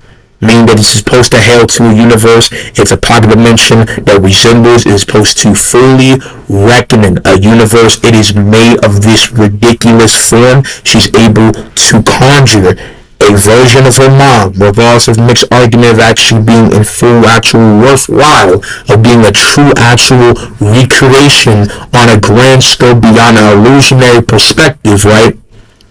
To say that again, she, Ronnie, and by proxy Renala are on this scale, and Renala is way beyond the comprehension of her own daughter, and a bunch of people in Magic created a, again, universal pocket dimension that recreated the version of her mom, of her famed Elite Prime, being pretty much the Sorcerer Supreme of the lands between, right? That fully indicates that. And again, it's by the director, Princess Hidetaka Miyazaki, okay? This man is again not only the co-film director, case of producer, and as well greater case of not only overrunning that shit. There's a top dog dude at From Software, and again being by the director and mixed core case of matter producer. Again, to reread, the director Princess Hidetaka Miyazaki and Princess presented the motif of a Godsking mega worldview, stating quote unquote I want the universe within magic end quote. That concludes very much strongly that he's all of this. So, not only with that being said, he has way more better argumentation, but this also would make Ronnie, and by proxy anyone else, stronger than her by this. At the end of the game, Ronnie could be universal levels, but when we're fighting her spell of Renala, no. Because the quote dimension that Ronnie manifests in Renala's Phase 2 has stars in the background, people have used this to justify that Ronnie has universal level scaling. Some makes them argue, but I'm not giving her universal levels due to that for reasons. Again, it is confirmed by literally the director and greater stuff, and this all he could just not know. But the fact is that that's a greater grand scope worthwhile for why, how, and all sensible reasoning. It is a pocket dimension illusion, but the pocket dimension illusion is a thing that embodies a universe. She made this through mixed bag the mental and spiritual confines of the tarnished, and as well possibly her mother. That demonstrates that her magic create things of that ridiculous magnitude. So any character in other fictions that create things that are similar worthwhile and bring imagery of ridiculous regard, and their magic is able to produce something of this sort and actually make life come into play like this to this ridiculous level, and actually make a universal, perception, pocket dimension, and again by the word of God pretty much in this scenario, that would conclude that. Even if you think it's not the best representation of that does not deny the capability of that. And again, there's nothing really about this that could actually be used in the argumentation of quote unquote death of the author end quote. That's not a strong reason. That's very much, I would say, a new level of just unintelligent and wrong. Ignoring the fact that it could all just be an illusion, or the fact that you can create a false starry sky like what we see in Noclon. But then people will also use this to just... Well, that's not entirely even accurate or a right comparison, I would say, because again, yes, it is of that similar stand, but she made an entire universal level of entity through magic, just off of a flick of her wrist or in great conjure. The case of the starry sky of Necron obviously isn't a spacious plane of dimension, but is a place tied to a bunch of intricate, abstract, and different affliction of these similar regards that would give reasonable ascension of, not only a plane of ridiculous worth and or girth pause of that level of size, but I would not say entirely it is full-fledged, that, but it's just of its accession of all this big glimpse of this, how big the place is, and the fact that the lands between is very weird to look at from a geographical scale. It's very possible that Necron is obviously not the size of actually a greater worthwhile like atmosphere and tie with a bunch of different, pile of talks about cosmology, but definitely is a plane that has resonation with things of that kind of crazy regard. Justify Renala having universal level scaling for the same exact reasons. Even though we're not fighting Renala. It's a summon of her made by... Yeah, but it's not about Renala being summoned here. She does summon the pseudo, prime of Renala, and even though we don't fight prime Renala, there's no, denying that the turns and a bunch of other characters should be beyond prime Renala. It's more about creating a universal pocket dimension that proposes that. But the fact is that this magic was taught by Renala, which then by proxy makes her a greater magic user of it, or at least on that level. But the fact of the matter is that Ronnie says herself, and in every demonstration of someone like Renala, and by Sir Gideon, who's usually like one of the biggest to the knowledge keeper of the lands between, says that she was like a unprecedented, queen, ridiculous, enormous strength, spells, and magic of ridiculous form. Ronnie. Yeah. Speaking of knock-on, where did the Estelle scale?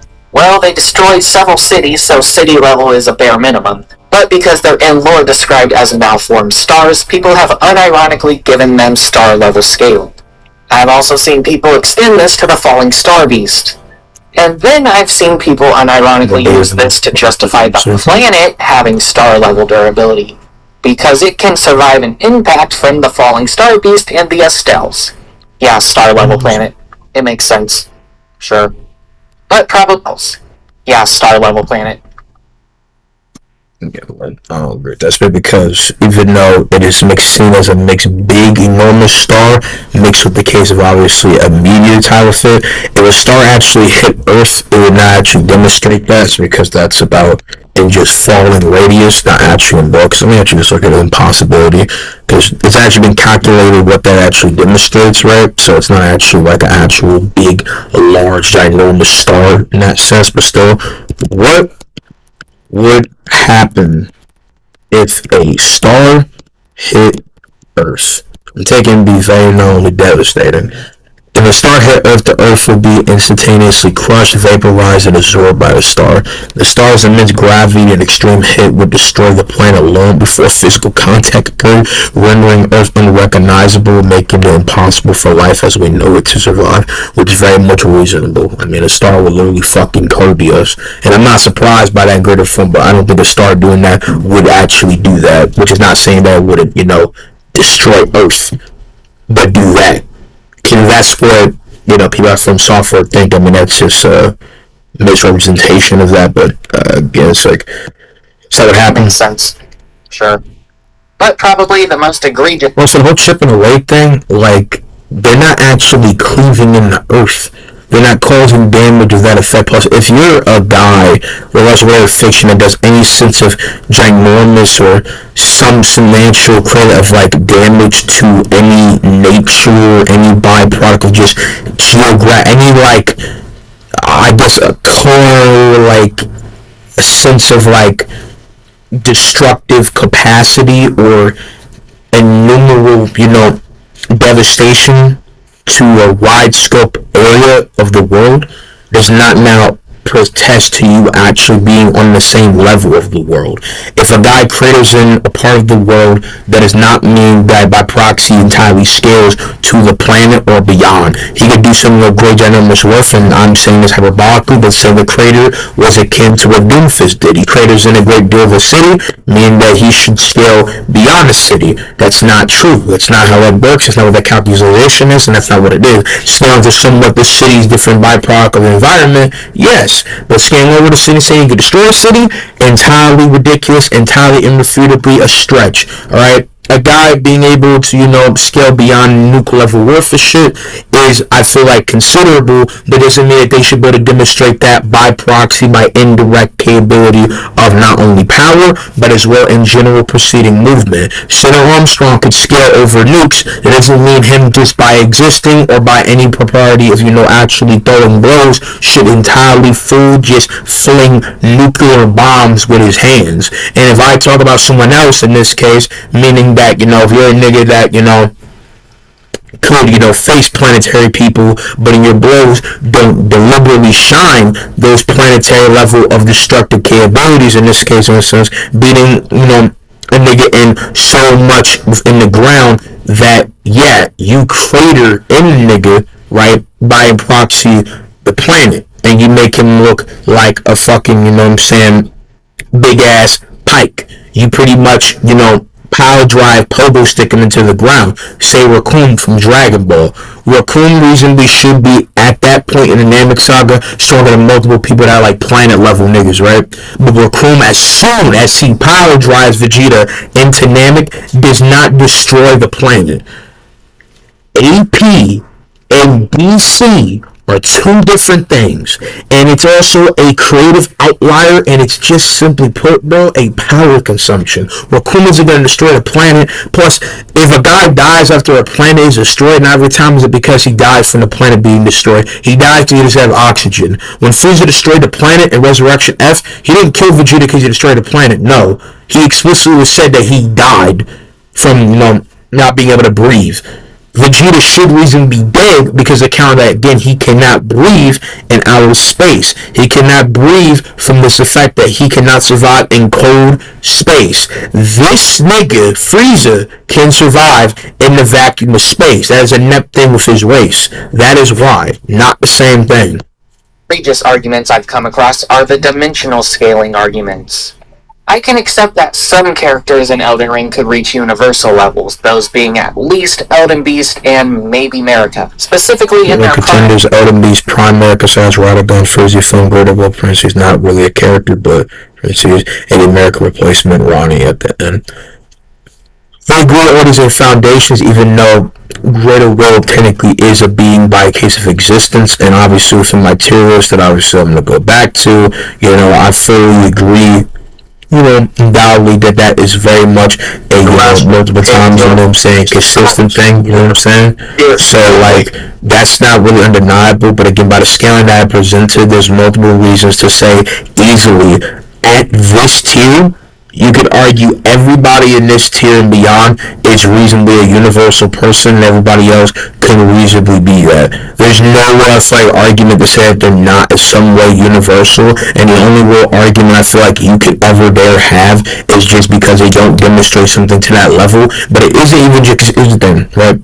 But Ronnie, feat, aka statement, is what concludes a lot of these people, definitively, decisively universal. But there's also people who are able to harm fourth dimensional essence of constructs and be able to affect things on a great pillar stand of life regard. This being Mesmer, Fire Giant, people that withhold these powers, people who have outer god capabilities, someone that ascends to godhood, like Mikola, and that power is Radon. So, I'm just saying, that's a very consistent thing. So it doesn't really matter how you see it. It's a lot more than that. But then we get into the dimensionals, specifically in their prime, ergo not when we fight them. But then doesn't matter. The Tarnish easily scales to things that are way beyond that. And we do fight Elden Beasts. We do fight Lizard people. And I don't think the Tarnish has to fight these people to be over because he scales against things that are way over.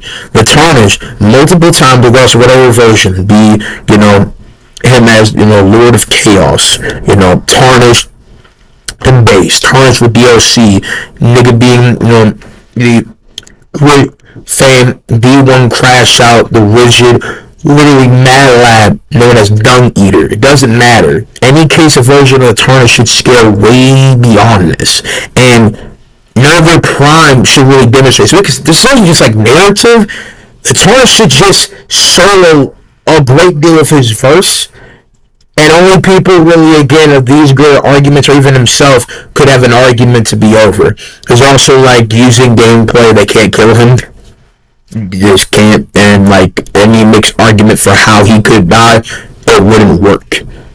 So, no. No, and I believe that Radagon in this state, aka controlled by the greater will, aka the Golden Order, this stone, very draconic, almost seeming brainless, but very much just the embodiment of Enforcer, Scrapper, you know what I'm saying?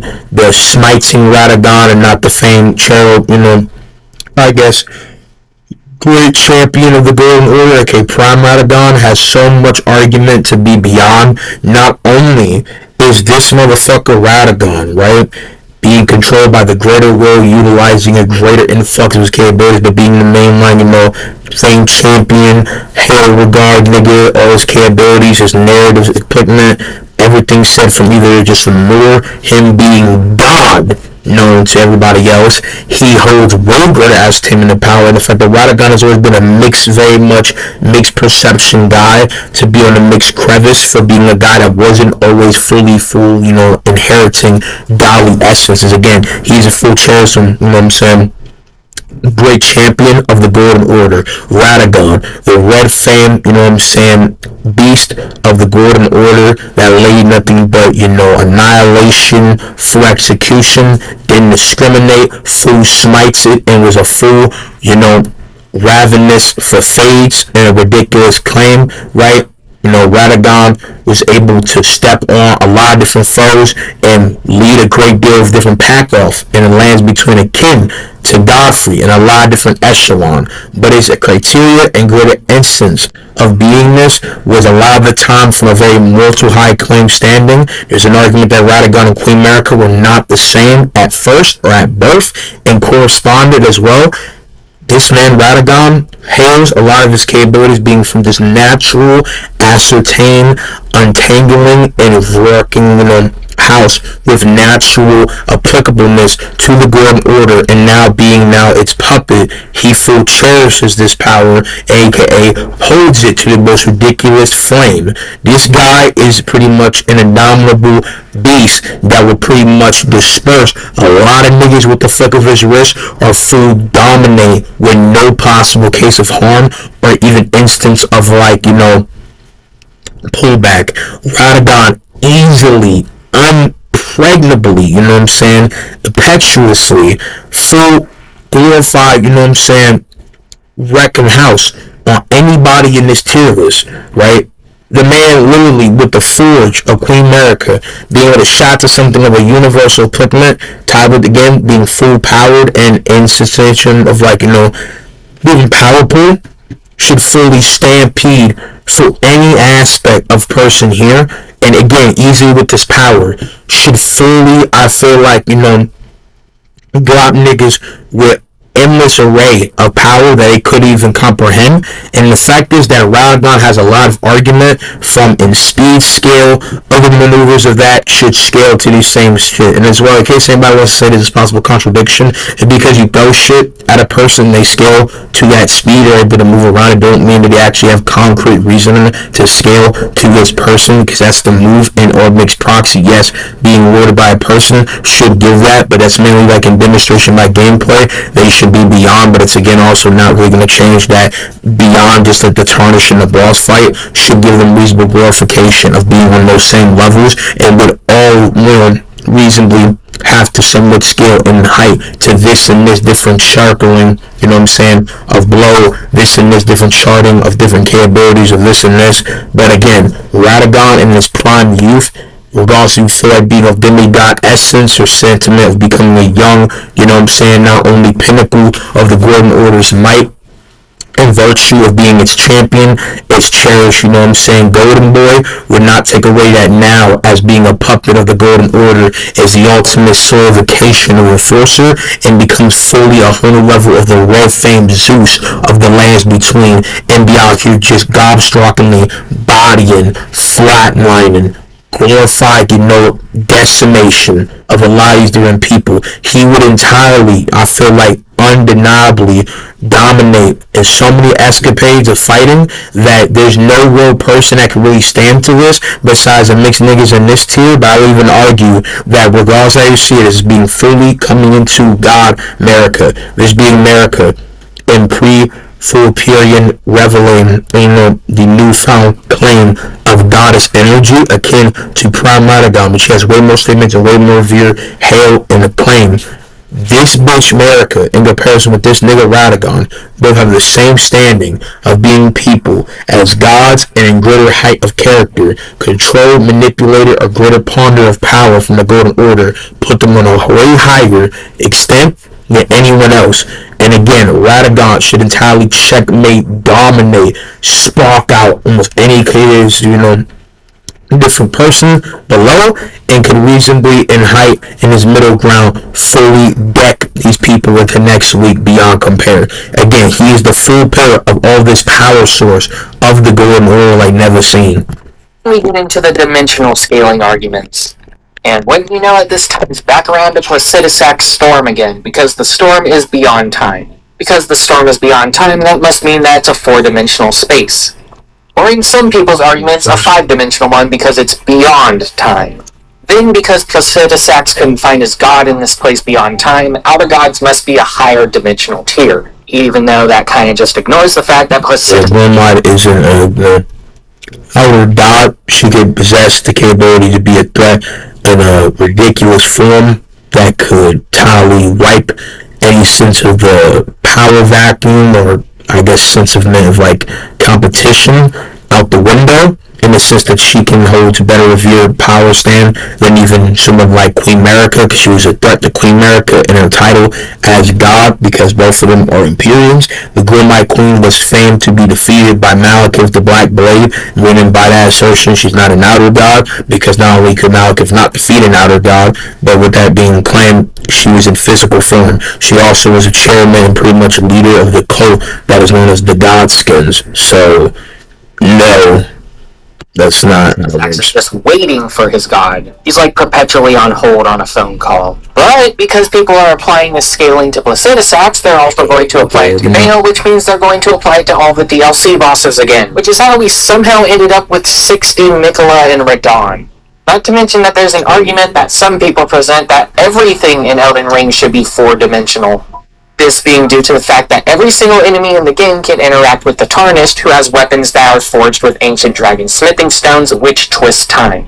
And then, of course, chain scaling every single enemy in the game to the Tarnished also means that every single thing in the game has a measurable speed. Hopefully you can see how ridiculous this is getting. Yeah, and I agree with a lot of his argumentation. Again, no diss to this dude. I just think a lot of some of the things that he's saying do fall apart when you don't actually look at it from the most concise, consistent take.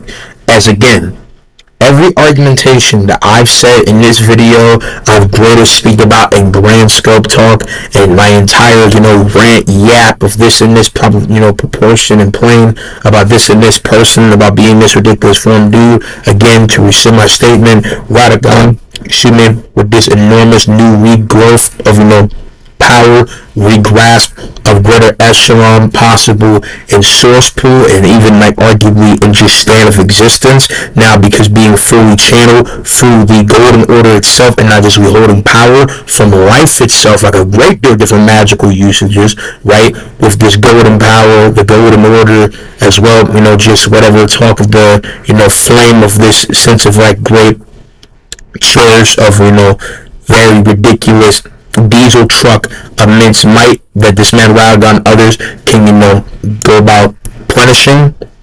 This guy should be able to impale a stand of presumable power stand that he easily could Zeus smite in a body, of not only greater height than him, because now his body has no limits, but should entirely full-fledged demolish everybody off the senses beyond compare. The nigga literally by teleporting could probably fully explode niggas off the senses and become literally a whole high radiating, demolition. I mean, my man Radagon has moved to century level acts, of power at this point. That is all consistent. And Again, it's only by the mixed stone, distortion of time, by the fact of hurting Placidus acts, and the weapons mixed mainly only in usage with the tarnish that should make it be that. I don't think any of the weapons by the individuals should be that, and the only people that could possibly be near that possible scale is again the people in question here or higher. So that's not, again, the same case of thing, and it's not sensible or rightful. The fourth dimensional universe busting rats that move beyond the speed of time. While on the topic of the universe tearing stuff in Elden Ring, the Elden Ring.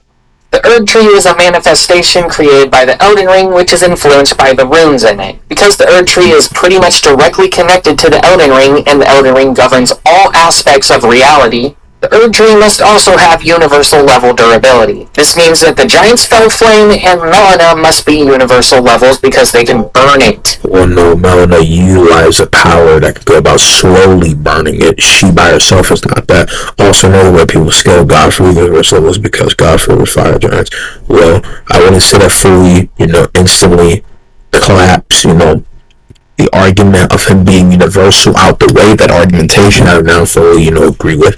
That is not very much, define, him as that, but that is not entirely uncredible assertion that Godfrey, because of being beyond fire giants at their prime and slaying the fire giant king, and entirely, laying a whole new can of whoop ass and exterminating them in a full genocidal rule, and, mixed with Mesmer as well, who has fire hotter than the fire giant's full genetic potential. Fire so heat striking that he was able to trample an opposite version of the Earth Tree, which is kind of, greater, staple that.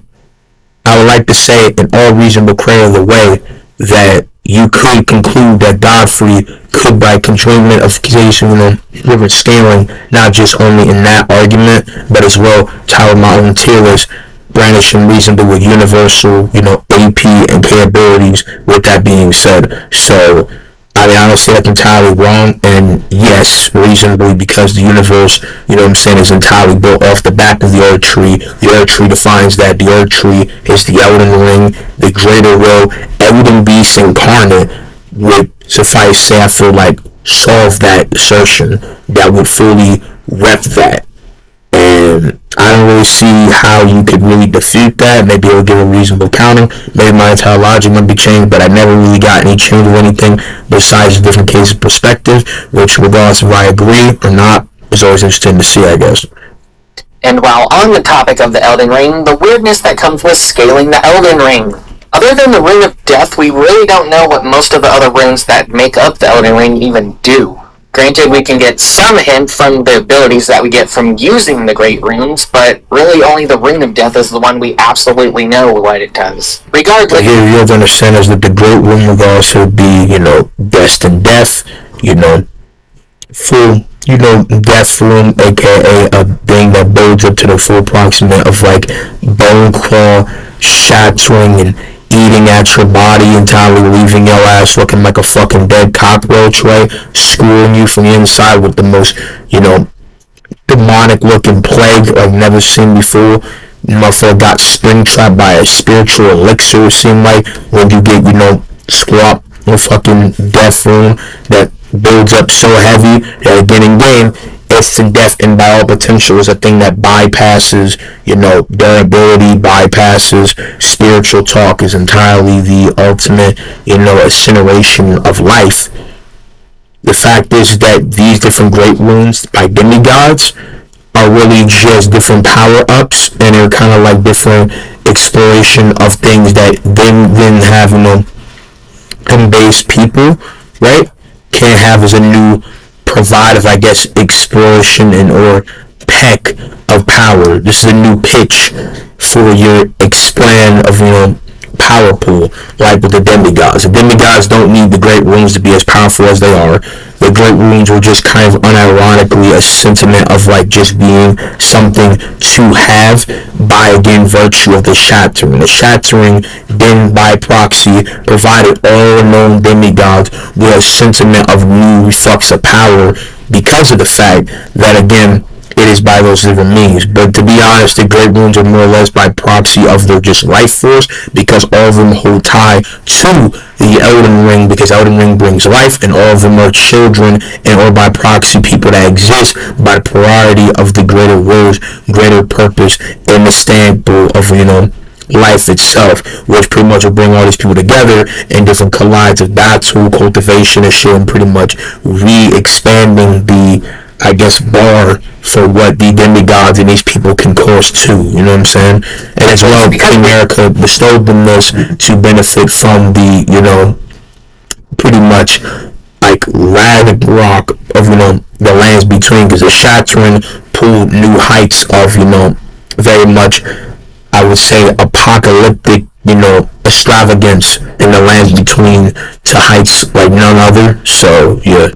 The Golden Order was built on the laws of causality and regression. Some people have taken this to mean that America with the Elden Ring was capable of reversing causality. But if that's the case, how the hell did Godwin get murdered anyways? If she's capable of controlling the aspect of causality, can't she just, reverse that? Hell, better yet. Well, when that happened, not only was she doing something else, but as well, she tried to shatter the Elden Ring, possibly for a greater purpose. But her and Radagon by proxy, because Radagon is obviously one and the same with someone like, Queen America, so they both, seemingly from the intro, both clocking in and out of the perception, being, again, reasonably one and the same, meaning that even though they both have the same body, same sentiment of, existence, shared mind, heart, possibly even soul, they have a whole different type of means of view and a personality. They both wanted to separate, they both wanted to divert from different paths. Radagon wanted to full uphold the Golden Order, astoundingly. Again, he wanted to uphold the Golden Order astoundingly. And then same time, someone in this sense, like Queen America, like others, wanted to entirely tarnish the Golden Order and going about breaking it, shattering it, banging at it. She wanted to pretty much destroy it from the inside out.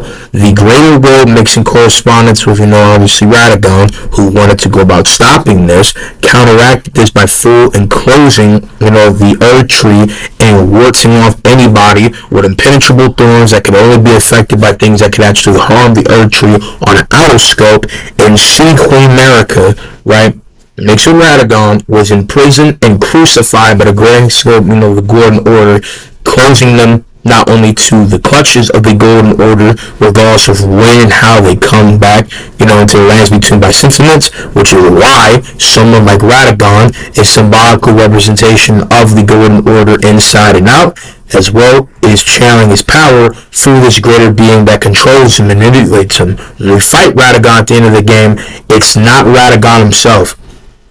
It's Radagon being manipulated by a higher esteemed power. So, yeah, that's just not the same, and you could possibly manipulate causality, different contribution of different effects of life, but it's very mixed depending stance to think, so because it's very much, I would say, somewhat confines a very much situational or limitation of powers, but it is, I think, just a greater question that would need to be greater solved by the mixed different area of effect of shit, and as well the fact of the matter is that Godwin died by a thing that also holds great effect to not only the Earth Tree, but also holds a way to decimate and or differentiate time, place, or different shit within something of that regards. So that is exactly why, again, that is not really entirely a downfall of that, perception of capability. That go all the way back to when the shaman were getting genocided and stop that. The inciting incident for all of Elden Ring. Oh, but we're still not done with the dubious scaling. I feel like she would do that because that would set back a lot of stuff in the perspective of power and or stand for her. And it's also just, I feel like, asking too much from the argument of, again, more or less in actions than in capabilities. As this person does by proxy being God and as well holding power to the greater world, could manipulate things into play by bestowing great runes, bestowing capabilities, amps or a pool of different shit, but it's very much limited because the greater will is a form of Trinity being that is the omniscient pour of not only power and by proxy existence, right, but actually is the personification of a life on a greater fundamental asterisk of things along those lines. The Elden Ring itself. Because the Elden Ring is the concepts that govern reality, which means it must be the Platonic concepts, which means that the Elden Ring is outer-versal levels of scaling. Yeah, that's ridiculous. Outer-versal is actually being beyond all multiverses, time, dimensions. You're essentially omnipotent, omniscient, eternal God. Basically, to an extent, that's not right. You know, it's beyond a lot of different claims and shit like that. The lands between, as an all-around case of governing body, is still just a universal concept. If, you know, the greater world and all that shit and beings that are on that same level to even a threat to that fundamental aspect, right, was like that, right, and always even takes, is not this, because the concepts of, you know, again, the outer gods and any other being of that sort up here are more concept of different planes and elemental confinements of life, aka all these beings are somewhat of a salute to different pairing of different by-process existence and or effects on a ridiculous regard.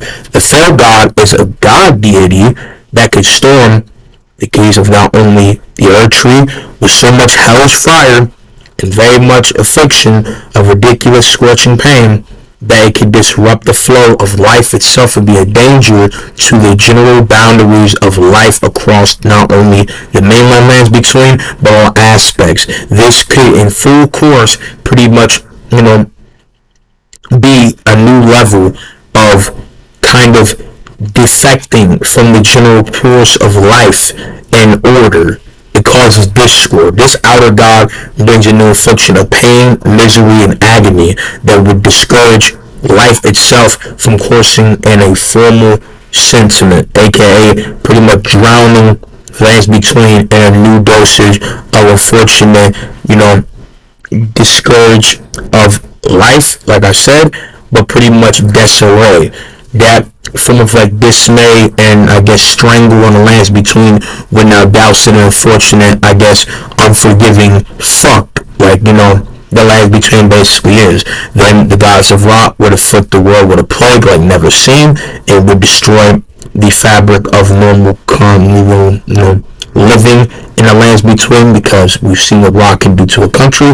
Imagine that full swarming all the lands between. The greater will controls and gives order, gives life, and is the byproduct of all aspects. The golden order is life, death, and rebirth. It constitutes all fundamental bounds for what makes an entire world be what it is by general fundamental exterior. Then, frenzied flame is chaos, is devastation, and it lives by the record of nothing but a ravaging of the core fundamental of life itself, and lives as a devilish moniker of this power that lives and, you know, relishes in the art of an endless array of chaos.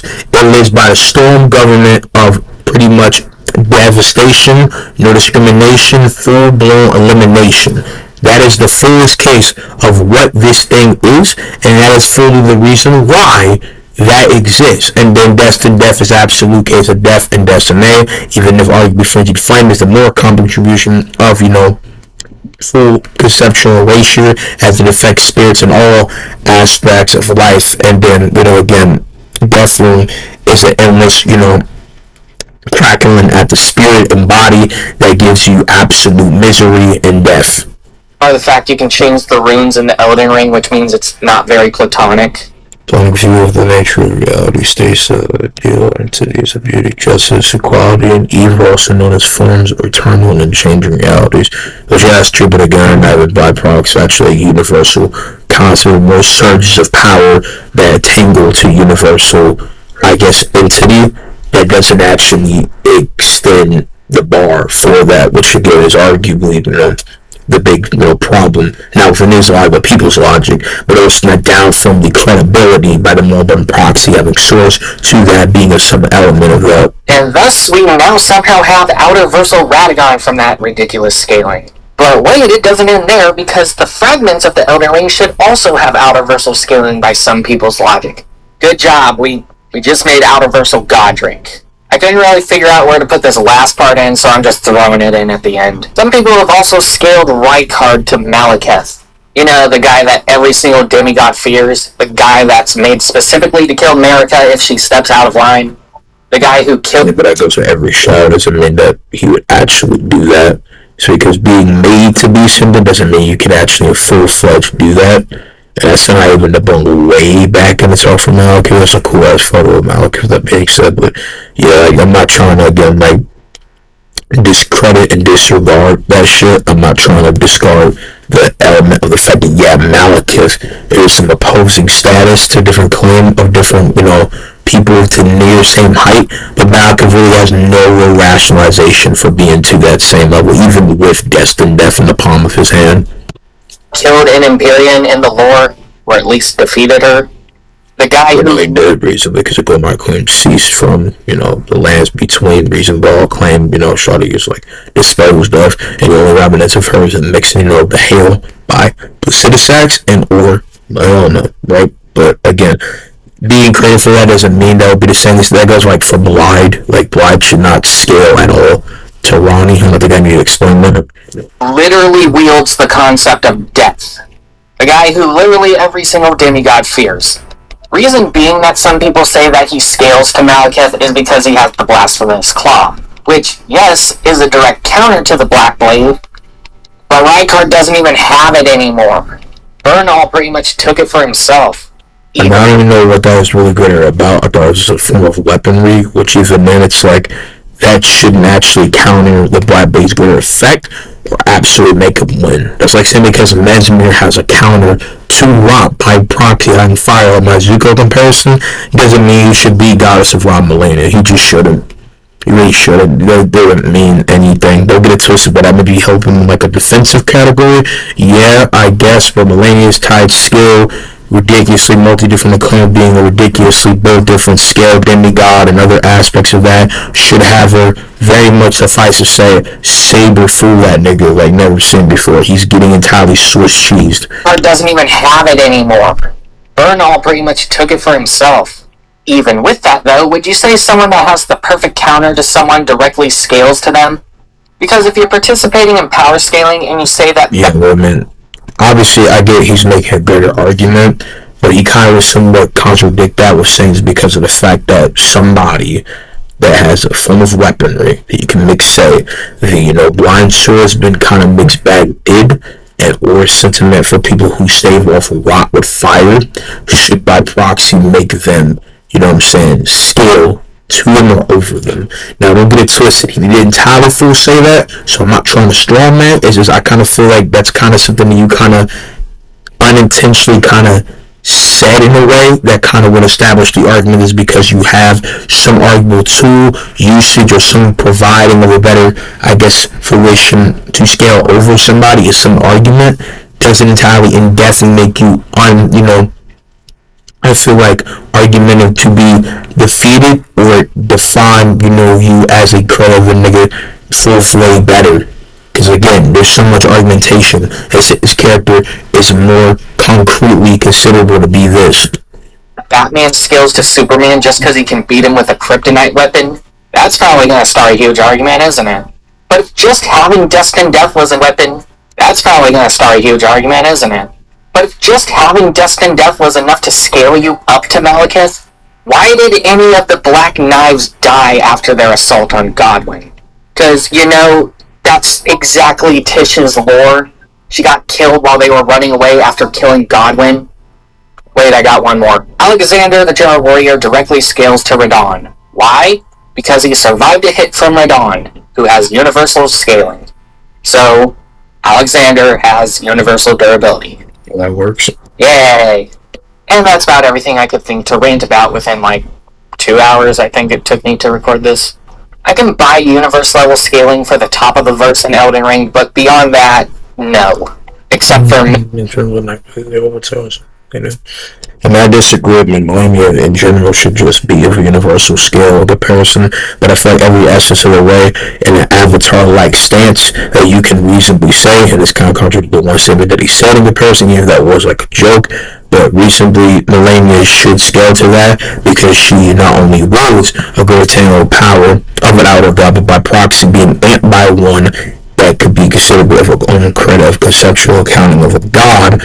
I feel like that reasonably can define someone like Melania being with the power of an outer god, be of that cohesion of being a very high counting of not only being, right, to be able to say strongly in every reasonable sentiment is reasonable with the power of an outer god on concrete more saying sense of universal possibly applicable, aka she would scale very goodly with universal already as protested in my entire tier list here, in my entire arguments, but probably there. So, yeah, I just don't agree Or with maybe that. Hailstar, but he's in Night Rain.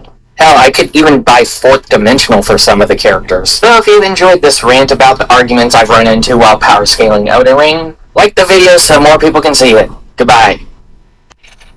In conclusion, nice video. You seem like a cool dude. I just entirely disagree. I think a lot of his argumentation I feel like is reasonable to see is wrong. I think there's a lot of not only, misunderstanding. I feel like he doesn't understand a lot of the greater deal of not only the scaling at hand. I feel like in this video of mine, that easily just like him letting push 2 hours long, and depending on how I feel about editing it, I don't know if I will entirely go about editing it to the best degree as everything that I show in this, but not only how I spoke, how I talked about shit, has been to, I feel like, the most concise, refined, strong, fluid, and proper regarded thing as so handsome brother been pulling do, you know what I'm saying? But anyway, I propose in this of being able to provide the best case of mindset again with no repetition. So I've been the most concise, fine, aside in the case of everything I was saying again, as brother, be touch a good deal of his knowledge, as I've not only looked over shit, I've talked about Elden Ring numerous times on my channel, and I'll probably sound one of the best people that have arguably, greater talked about it.